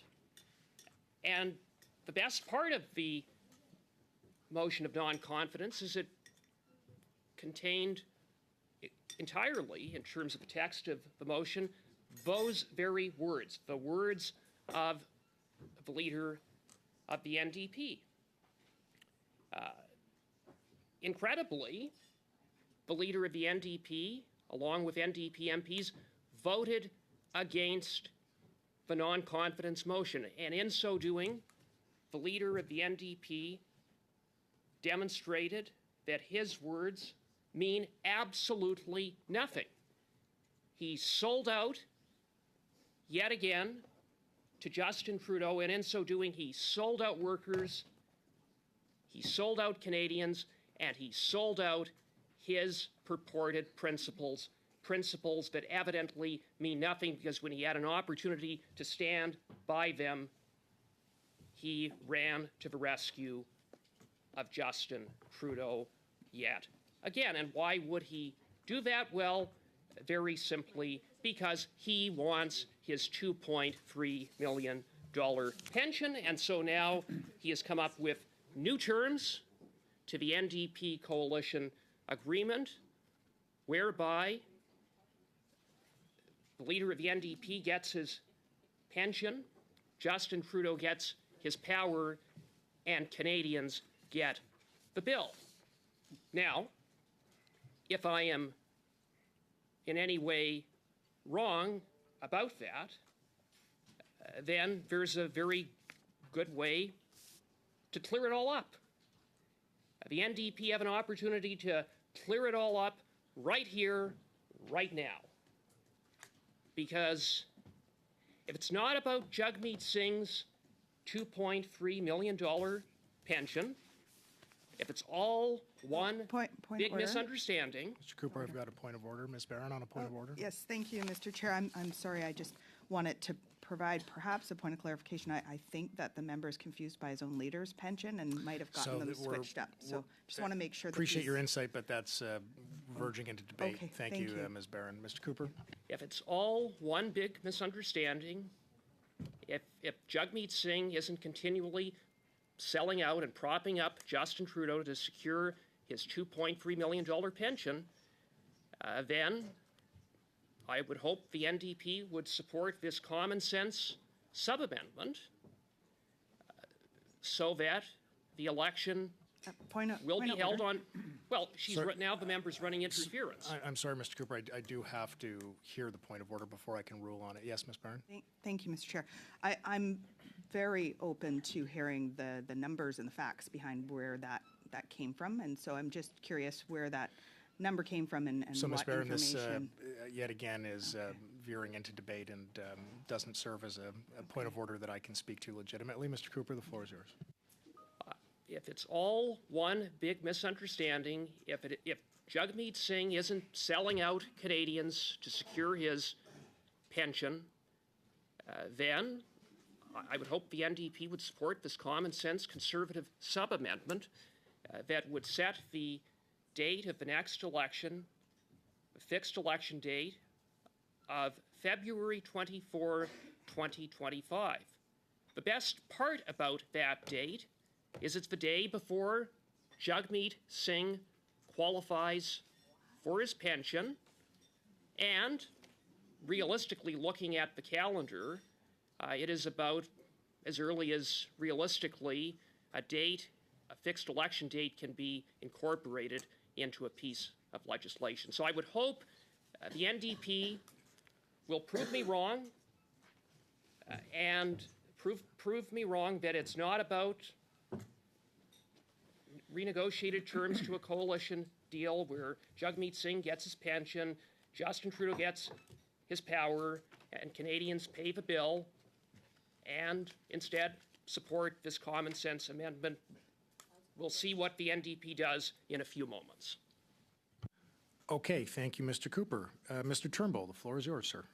Oh, wonderful. I've been waiting quite a long time to weigh into this debate, and I'm glad to have the chance to get to speak to this.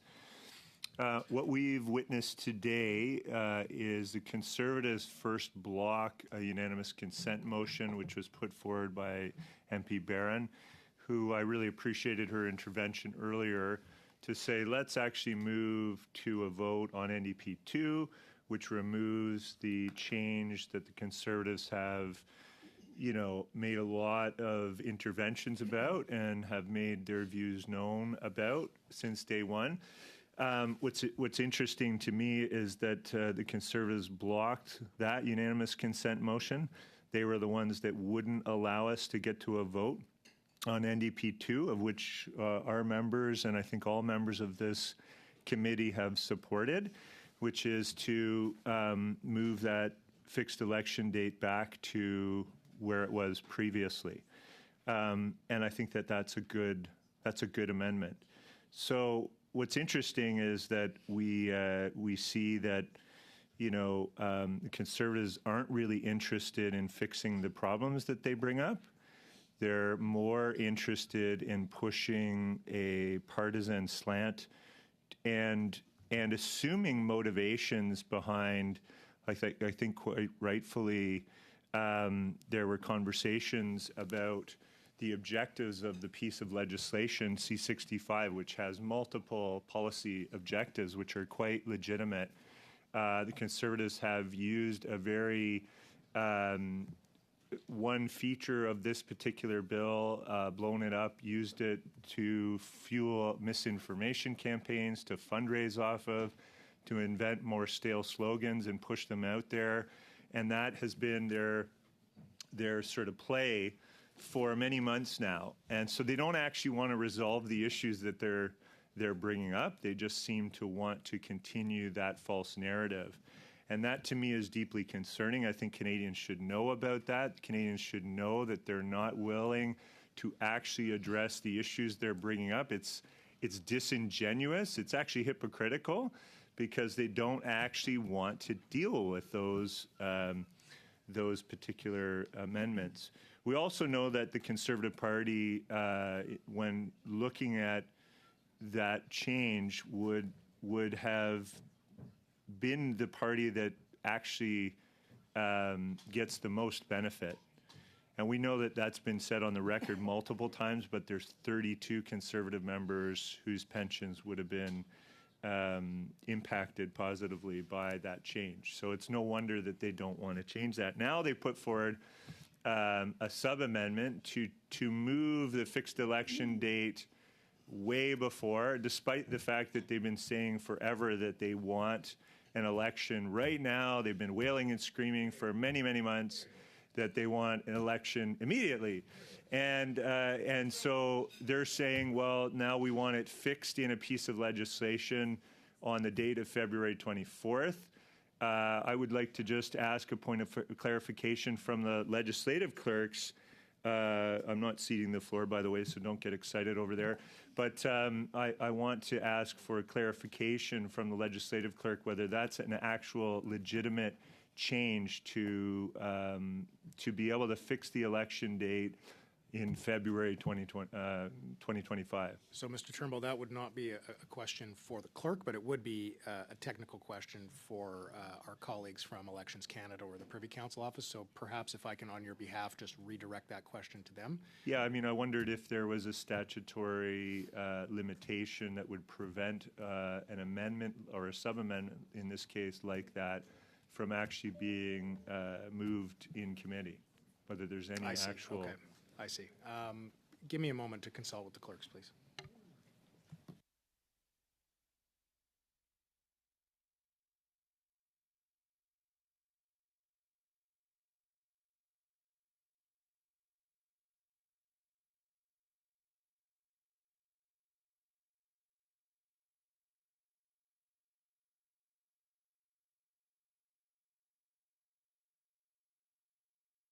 So, Mr. Turnbull, just for clarity here, in terms of procedurally, is this sound? The answer from the ledge clerks is yes. On the question of whether what the impact of a change to the election date would be on the administration of the election, that's a question we would have to pose to Elections Canada. Yeah, I wasn't asking procedurally whether it was legitimate. I think procedurally I get that the members can move a sub-amendment on the floor of a committee proceeding that's in clause by clause. That I've seen happen before. I've done it myself, so that's fine. But I wondered from a legal perspective whether there is actually any implications Yeah. of that I would love to hear from. So I think we need our colleagues, probably from Elections Canada, first to speak to that. And Mr. Knight, if you're not capable of providing that answer for one reason or another, then we'll probably seek it from your office. Thank you. Well, I mean, Elections Canada is always ready to hold an election, and even with a fixed election date, there is always the possibility of an early election. So I don't see any specific concern from Elections Canada's perspective. Okay, Mr. Turnbull, you maintain the floor. Yep, thank you. So there's no legal limitation. Essentially, you can embed in legislation a fixed date of any date that members of Parliament choose. Is that correct, Mr. Knight? As far as I know, no. I mean, the only restriction is that the writ period has to be 36 days, of course, and we don't know when this bill will receive royal assent, so that would be relevant to that question. But in theory, yes. Okay. Interesting. Okay. Well, I didn't know that. That's news to me, but that's the point of having committee proceedings, is to be able to clarify these things and to understand the implications of sub-amendments and amendments that are brought forward by members of Parliament. So I appreciate that testimony. Is this particular change consistent with the overall objectives, the policy objectives of this bill, so that Mr. Knight would not go to you? That would be to my colleague or your colleague, Ms. Pereira. Yes, thank you, Mr. Chair. This wouldn't have implications for the policy objectives other than perhaps restricting the ability of the Chief Electoral Officer, Elections Canada, to implement proposals in the bill depending on when the bill received royal assent. Typically, for implementation of measures to the Canada Elections Act, the Chief Electoral Officer requires a certain number of months to implement all of the new measures. Some can be implemented earlier. There's a provision in the bill that allows the Chief Electoral Officer up to 6 months. So it's possible that some measures wouldn't be implemented in time for an election date that's earlier.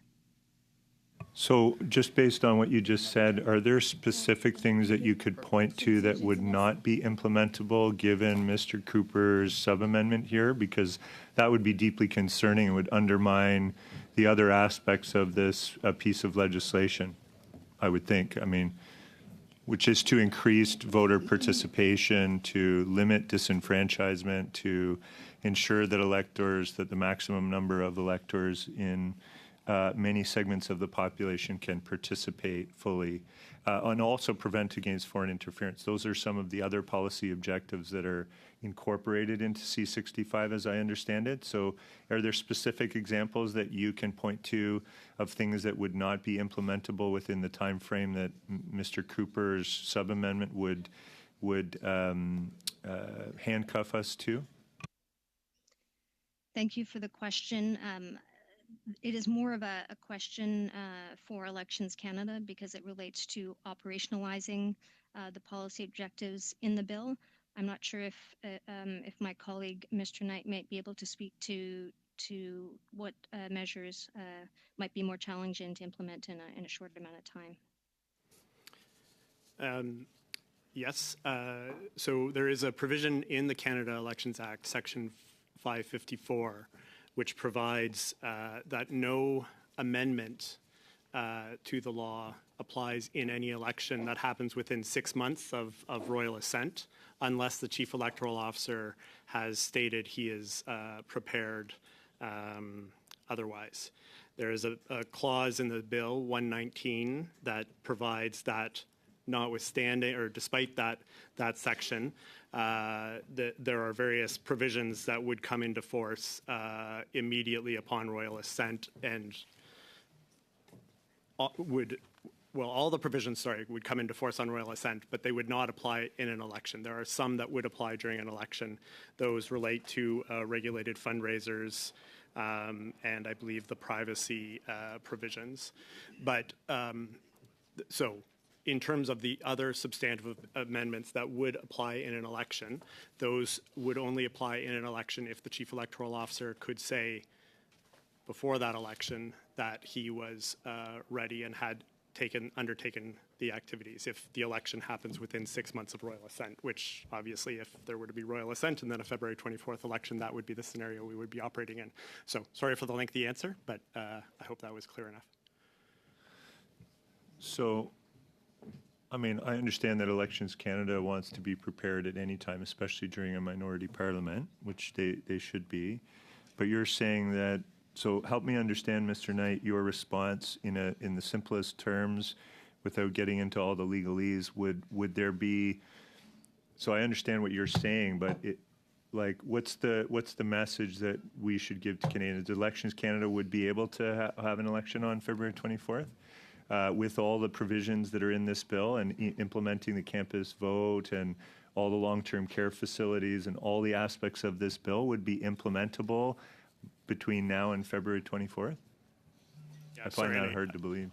I just wanted to distinguish between the sort of theoretical question of putting in the bill that an election will be held on February 24th, which I think was the earlier discussion, which clearly Parliament has the authority to do, and us being ready. And I think with that, in that respect, I'd point back to the Chief Electoral Officer's appearance before this committee, that he has certain concerns about our capacity to be certain of being ready even under the existing bill, and that was why he had recommended changes to the coming into force provisions.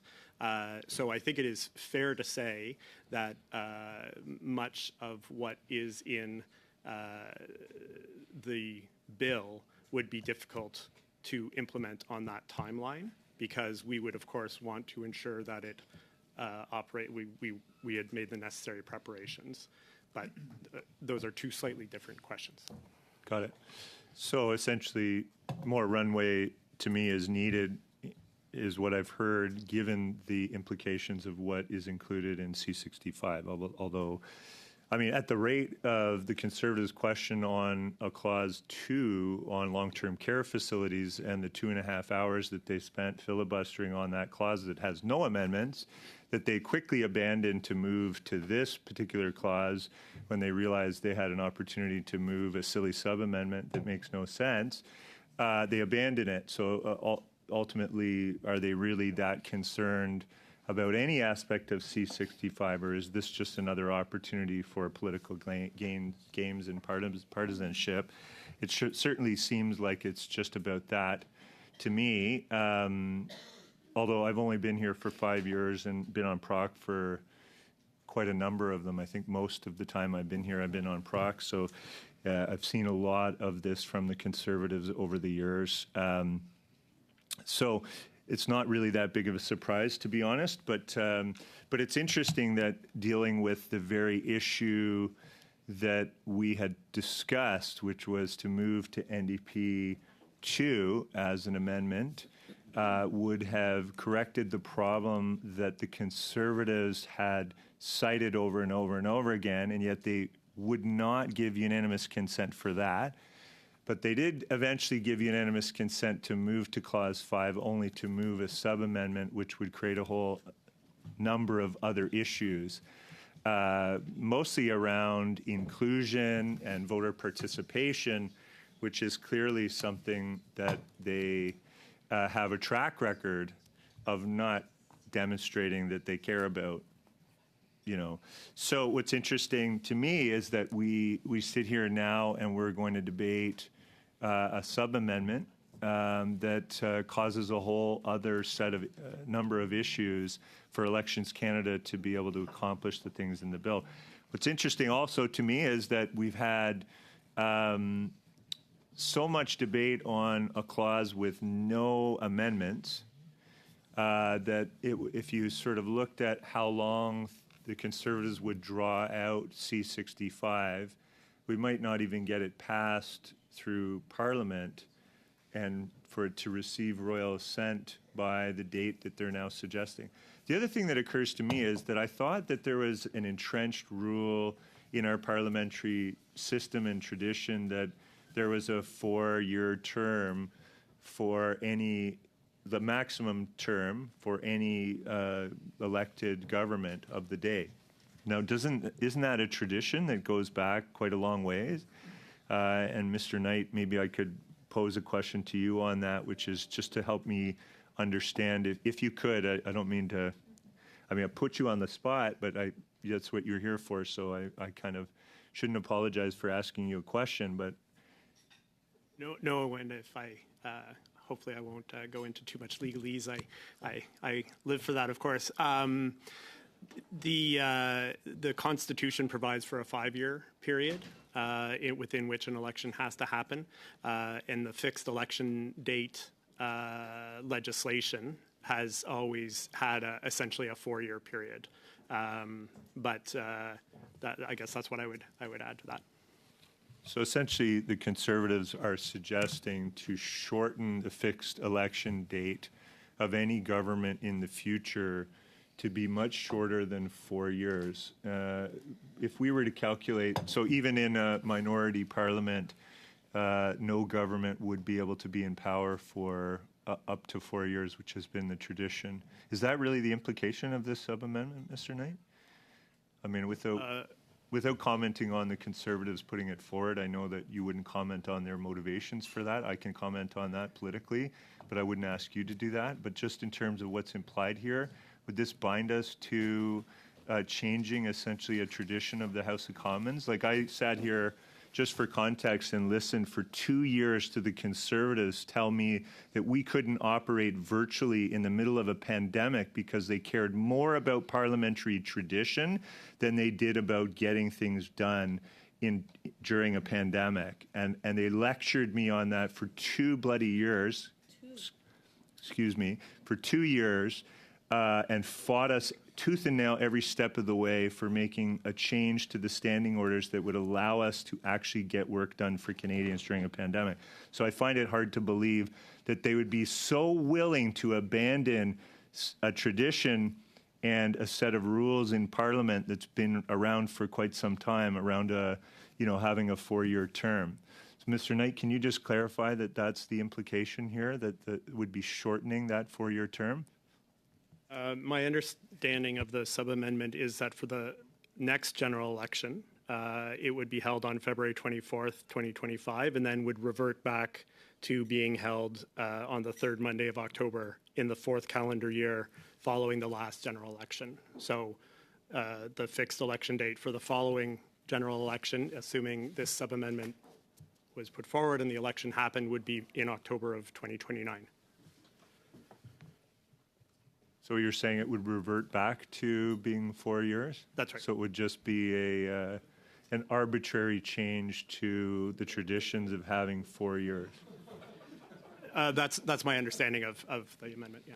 So the Conservatives propose that they should have the ability to change a 4-year cycle for each general election because they want an election on February 24th. Is what I'm hearing. So, and they've said they want it now, but now they're saying they want it on the 24th of February, which is interesting too. So the number of idiosyncrasies and contradictions in the Conservative Party is just appalling. It's like hard to fathom and understand any semblance of logical thinking over there, I have to say. I don't think there is. There is just political strategy to cause mayhem and chaos in the House of Commons. I think, as Ms. Barron talked about, sort of burning the House down is sort of their general mentality these days. Just to disrupt all aspects of Parliament seems to be their motive. So, I think my position is clear that this doesn't make sense for a number of different reasons, which I've tried to outline. I think it's appalling that the Conservatives wouldn't allow us to move to NDP 2 and actually dispense with that important amendment to deal with the very issue that they have ranted and raved about, even despite the fact that their members benefit the most from the change that was proposed. So it's interesting that they're now pulling these procedural tricks to move a sub-amendment that obviously makes no sense given the objectives of the bill, given the traditions of Parliament. It's pretty appalling to watch the partisan antics that go on at this committee. It's too bad for us. It's too bad for the people of Canada. I wish they could bear witness to the games that we see every day in the House of Commons. I guess we just need to get better at showcasing just how disruptive and irresponsible the Conservative members are. Thank you. Thank you, Mr. Turnbull. Mr. Blois. Thank you, Mr. Chair. First of all, you'll know that I'm not a regular member of this committee, so it has been intriguing to sit in and watch the second meeting of Bill C-65, which is really, I think, for Canadians at home to understand a number of important legislative changes on the election process. I heard on Clause 2, we're no longer on that, we're on a sub-amendment, but certainly on Clause 2, important elements about how we make sure seniors have the right to vote, particularly those that need assistance, and making sure that we can update the election laws so that there's proper process in place. But we are here today, and we're talking about a sub-amendment that has been moved by Mr. Cooper, and I think it's important to give a little bit of context.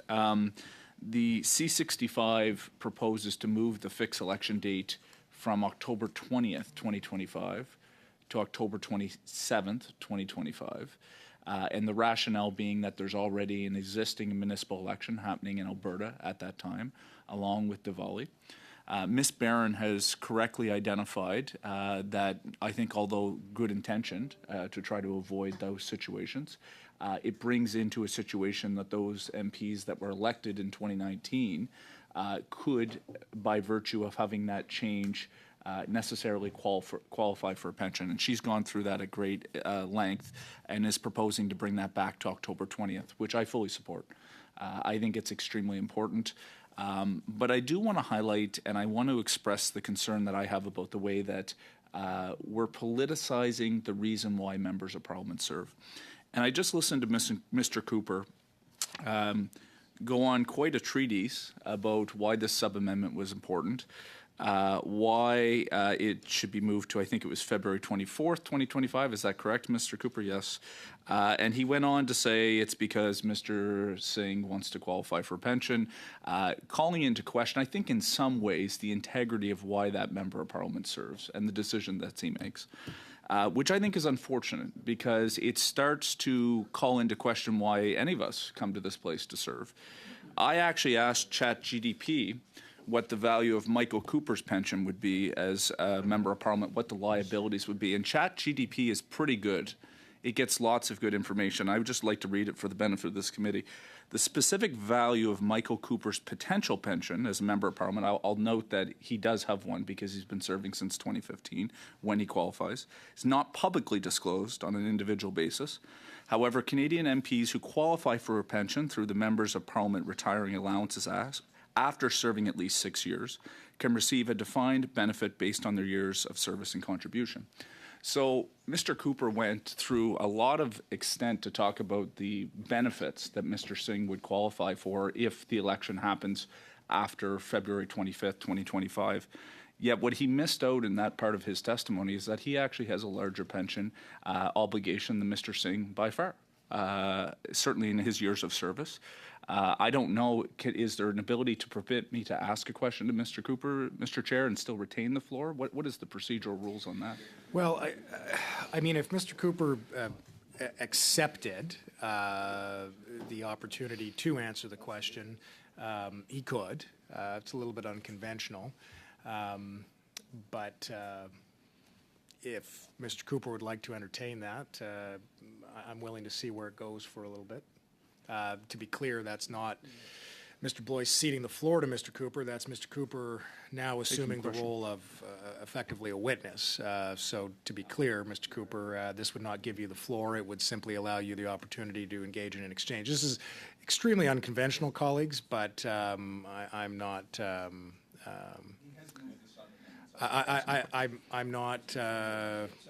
I'm not closing the door to it just yet, but Mr. Cooper, I cannot force you certainly to answer the question. I would just note, I don't know if he's put his question, but Mr. Thank Blois, you, but it certainly seems to me, based on the submissions that Mr. Blois has made up until now, that he misses the point entirely, that Mr. Singh went behind closed doors Point of order. to secure pensions for NDP MPs by pushing the date of the next election back. That is what is at issue. I was just going to ask, given the fact that we're talking a lot about pensions and the Conservative Party wants to make this about pensions and the value of pensions, if Mr. Cooper would like to divulge to this committee if he knows what the value of his pension is to the good people of Canada, serving as the Member of Parliament for St. Albert since 2015, does he know? And would he be willing to give that? Mr. Cooper, if you would like to respond, I'll give you the floor. I don't know the number offhand, and I would reiterate it misses the point that I didn't go behind closed doors to move the date of the next election back so that I would qualify for a pension. And I also don't, I'm not a member of Parliament who goes out and says that he has ripped up an agreement that the Liberals are too weak, too selfish, and too beholden to corporate interests, and then when given the opportunity to stand by those words, abandoned those words, sold Canadians out, sold out to Justin Trudeau. And further, if it is all one big misunderstanding about pensions with respect to Mr. Singh, then the NDP should welcome this amendment because it would absolutely clear the air. It would prove that I'm wrong in my submissions about what it is, why it is that Mr. Singh is propping up Justin Trudeau's costly and corrupt government. But I would say Canadians shouldn't hold their breath. It's pretty obvious what the NDP are going to do. They're going to defeat the sub-amendment and continue to prop up Justin Trudeau's government so that Jagmeet Singh can get his pension on February 20th. And Exhibit A, thank you, Mr. Chair, for allowing that. The good people of St. Albert, Edmonton, and by the way, I quite like Mr. Cooper, nice enough guy, but I think it is problematic in this place when we start. Mr. Cooper, by the way, is trying to circumvent the process, which of course is in the House, which at any point, if there's a majority of members of Parliament in the House that have lost confidence in the government, which the Conservatives have failed 3 times to be able to establish that. Eventually, there'll be an election in 2025. It'll either go the entire distance, which is where we have to actually ask ourselves, should that be October 20th, which I think it should be, if that's the case, if parties want to. Or, of course, there is a budget coming in 25. There's a number of confidence votes where perhaps a majority of MPs will actually bring it down. But what I think is problematic is when you have members of Parliament who are calling into question the reason for why MPs serve and the reason why MPs do their work here in this place. It is a very corrosive and slippery slope, especially when the person who's moving the sub-amendment, I'm quite confident, either has the same entitlement or a larger entitlement of a pension than the person that he's trying to call into question and play political games on. That is the problem I have. And if we start to do this kind of stuff, you get into the provincial situation, Mr. Chair, in Nova Scotia, where they have politicized the pay packet of MLA so poorly that the contribution now amount in Nova Scotia is such that it's very difficult to find people to want to do the work because of the realities of the difficulty of the job, the stress it puts on a family, and the fact that there hasn't been any type of remuneration increase in almost, as I understand it, 15 years. So I want to highlight that. I do want to apologize to the witnesses. Thank you for the work that you do. There is important work here happening before the committee, and we get stuck into this ridiculous stuff. I do want to highlight for the record, and again, if we're going to go into the ditch, we might as well go right into her, Mr. Chair. It was interesting. I was at a celebration of life this weekend, and we were talking politics with some young men. And there was a young constituent in my riding who was talking politics, Prime Minister, Leader of Official Opposition, and they said, how long has the Leader of the Official Opposition been an MP? Like, when do you get into this? I said, he's been doing this his entire adult life. He was elected at 24. no work experience outside of that place. And by the way, Mr. Chair, I actually, the member from Carleton has served Canada for 20 years. I don't begrudge that fact. What I begrudge is when the Conservative Party comes to this place, starts throwing rocks when they live in glass houses, starts calling into question the integrity of why MPs serve. When I've said in the House, Pierre Poilievre's the biggest fat cat here in Ottawa. Lives in Stornoway, represents a riding 30 minutes away. By the way, no problem with that. But if you're going to call into question why MPs are serving, that's the problem I have, is because the audacity to do that. And I played a little bit of that game with Mr. Cooper here right now, where he moves a sub-amendment on a pension entitlement that he has is larger than Mr. Singh's. The people in St. Albert, Edmonton should be asking themselves, is that the type of way that they want to see their members of parliament acting here? I hope not, and I know it's part of the political games that we play here. I also want to highlight Mr. Poilievre has qualified for a pension at 31. Maybe we should be actually, if we're going to play this game, maybe we should actually be having conversations about retroactively changing the contributions and the pensions that MPs are serving, including those back to 2015. Good, Mr. Cooper seems to be in favor of that type of conversation. Maybe we have to start having that one as well. So I just think when you look at this, it is very clear that there is a clear consensus to support what Ms. Barron has said. If there's a will in the House of Commons to actually bring down the government, that will happen on its own in 25, or of course, based on this legislation, if it can ever get through, if the Conservatives aren't going to filibuster clauses about trying to help seniors in long-term care facilities have the ability to access the vote, then of course we'll have a fixed election date that by law we will have an election in 2025. So let's be careful not to throw rocks when you live in glass houses. Let's be careful not to call into question the integrity of why MPs serve. We are very privileged, Mr. Chair, as members of Parliament, to have the ability to serve our constituents. We have the privilege to have resources to have people in our staff and our constituency office. And while I have the floor, I'd like to recognize my staff at home that do tremendous work for Canadians. But when we start calling into question why MPs are voting the way they do, why they're supporting, you can call into the why are you doing this, but if it's all around that insinuation, it is a damn slippery slope, and I don't think we should be doing it. I support Ms. Barron's motion to move the election from the 27th inadvertently back to the 20th so that we don't actually bring into disrepute the reason why MPs serve. And there's a clear consensus to move on that. Let's not waste any more time. Let's not see any more filibustering. Let's go forward. Thank you, Mr. Chair. Thank you very much, Mr. Boyce. Mr. Kirk, the floor is yours. Thank you very much, Chair. And as always, it's good to be at Proc. You know, it's interesting as I reflect and will be supporting the amendment that Mr. Cooper has brought, the sub-amendment rather, that Mr. Cooper has brought forward.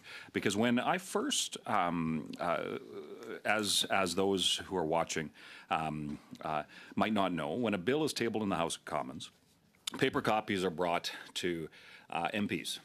And as there had been much discussions and suggestions that there was behind closed door negotiations between the governing Liberals and their coalition partners in the NDP, I started flipping through this bill, and I saw the changes to the election day. And at first I thought it was a joke, because how in the world would someone suggest would be so overt in their self-interest to push the election date back 1 week. So I tweeted a picture of it, actually, with no specific allegations, but simply a picture of that paragraph of the bill.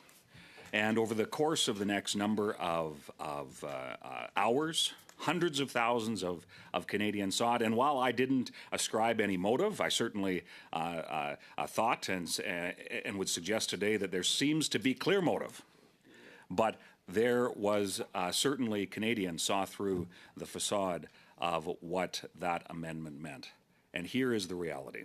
Conservatives vote no confidence in the government all the time. It seems like my friends in other political parties should maybe familiarize themselves with the constitutional system, this Westminster parliamentary system we have, and the fact that it is this sort of self-serving political maneuvering that the government is undertaking in secret negotiations with the NDP that is why Canadians and people more generally do not trust politicians.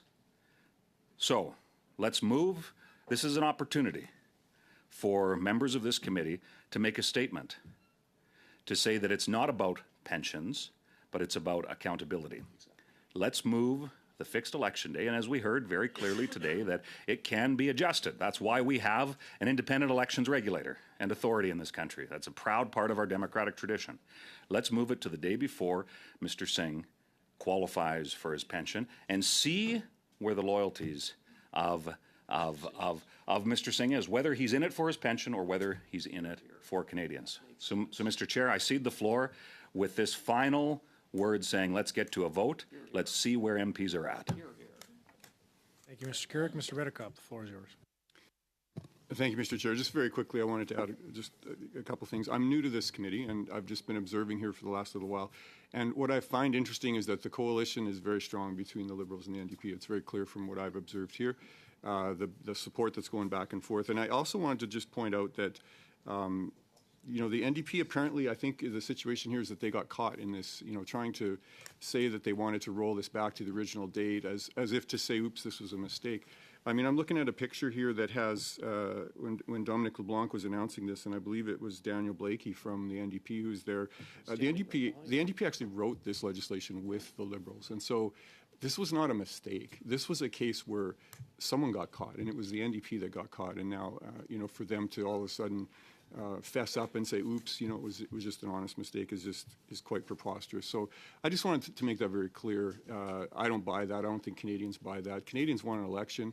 If the NDP were serious about this, quite frankly, they would vote against the government tonight when we have some bills, and we would be in an election as of tomorrow. So I just want to point that out to the committee. I think it's important that we recognize that. Thank you. Okay, colleagues, we've got no additional speakers. We're going to go right to a vote on this sub-amendment. If you can call the roll, please, Madam Clerk. Mr. Turnbull? No. Mr. McKinnon? No. Mr. Blois? No. Madame Fortier? No. Mr. Duguid? No. Mr. Couric? Yes. Mr. Calkins? Yes. Mr. Cooper? Yes. Mr. Redekop? Yes. Madame Sinclair-Desgagnés? No. Miss Barron? Nope, not playing conservative games. Okay, colleagues, so the sub-amendment has been defeated, which means we now resume debate on the main amendment. Mr. Cooper, sorry, is there a point of order somewhere? Mr. Chair, I just listened to the Conservatives talk about the importance of pensions and not bringing into the disrepute of Parliament and why people serve. So Ms. Barron's amendment right now would make sure that MPs that served in 2019 aren't inadvertently getting a pension. So let's just bring this, like, let's not see any more. So I appreciate what you're asking for, but you don't have the floor, Mr. Blois. Mr. Cooper does have the floor. Cool. Please, let us do this right now. Is there a point of order, Mr. Turnbull? Point of order. Yeah, I just want to clarify something, Chair. Mr. Cooper had the floor when he moved his sub-amendment. After that sub-amendment was debated and voted on. He retains the floor. Yeah. Okay. Yeah. However, Mr. Turnbull, I do have you next on that speaking list. Mr. Cooper. In point of order, Chair? Yes, Mr. Couric. I'd like to be put on the speaking list. You don't need a point of order for that, but thank you. You could just give me a wink, wink, nudge, nudge next time. Mr. Cooper, go ahead. Thank you, Mr. Chair.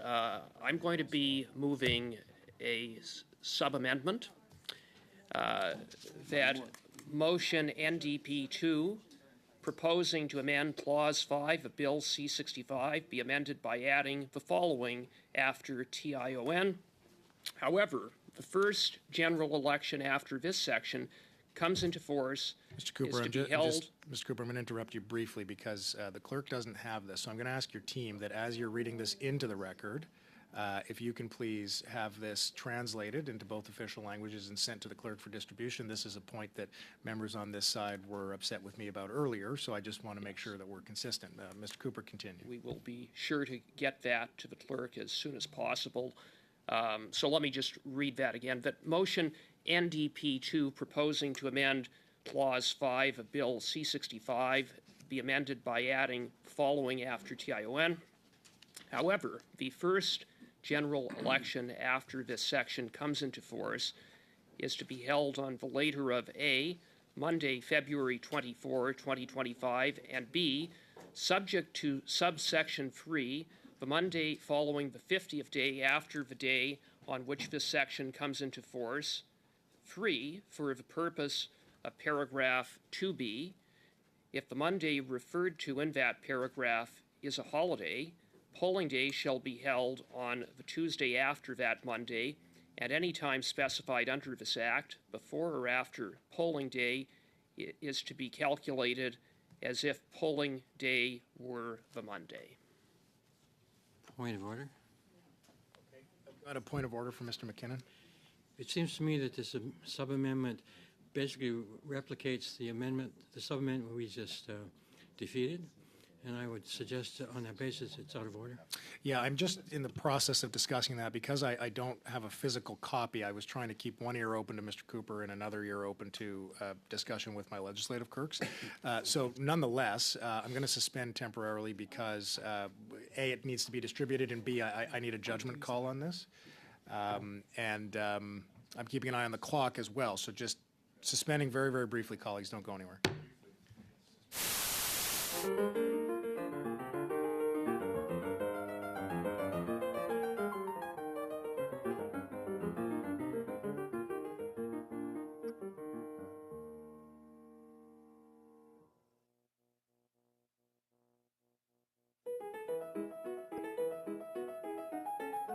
However, resources have now expired, colleagues, so the meeting is adjourned.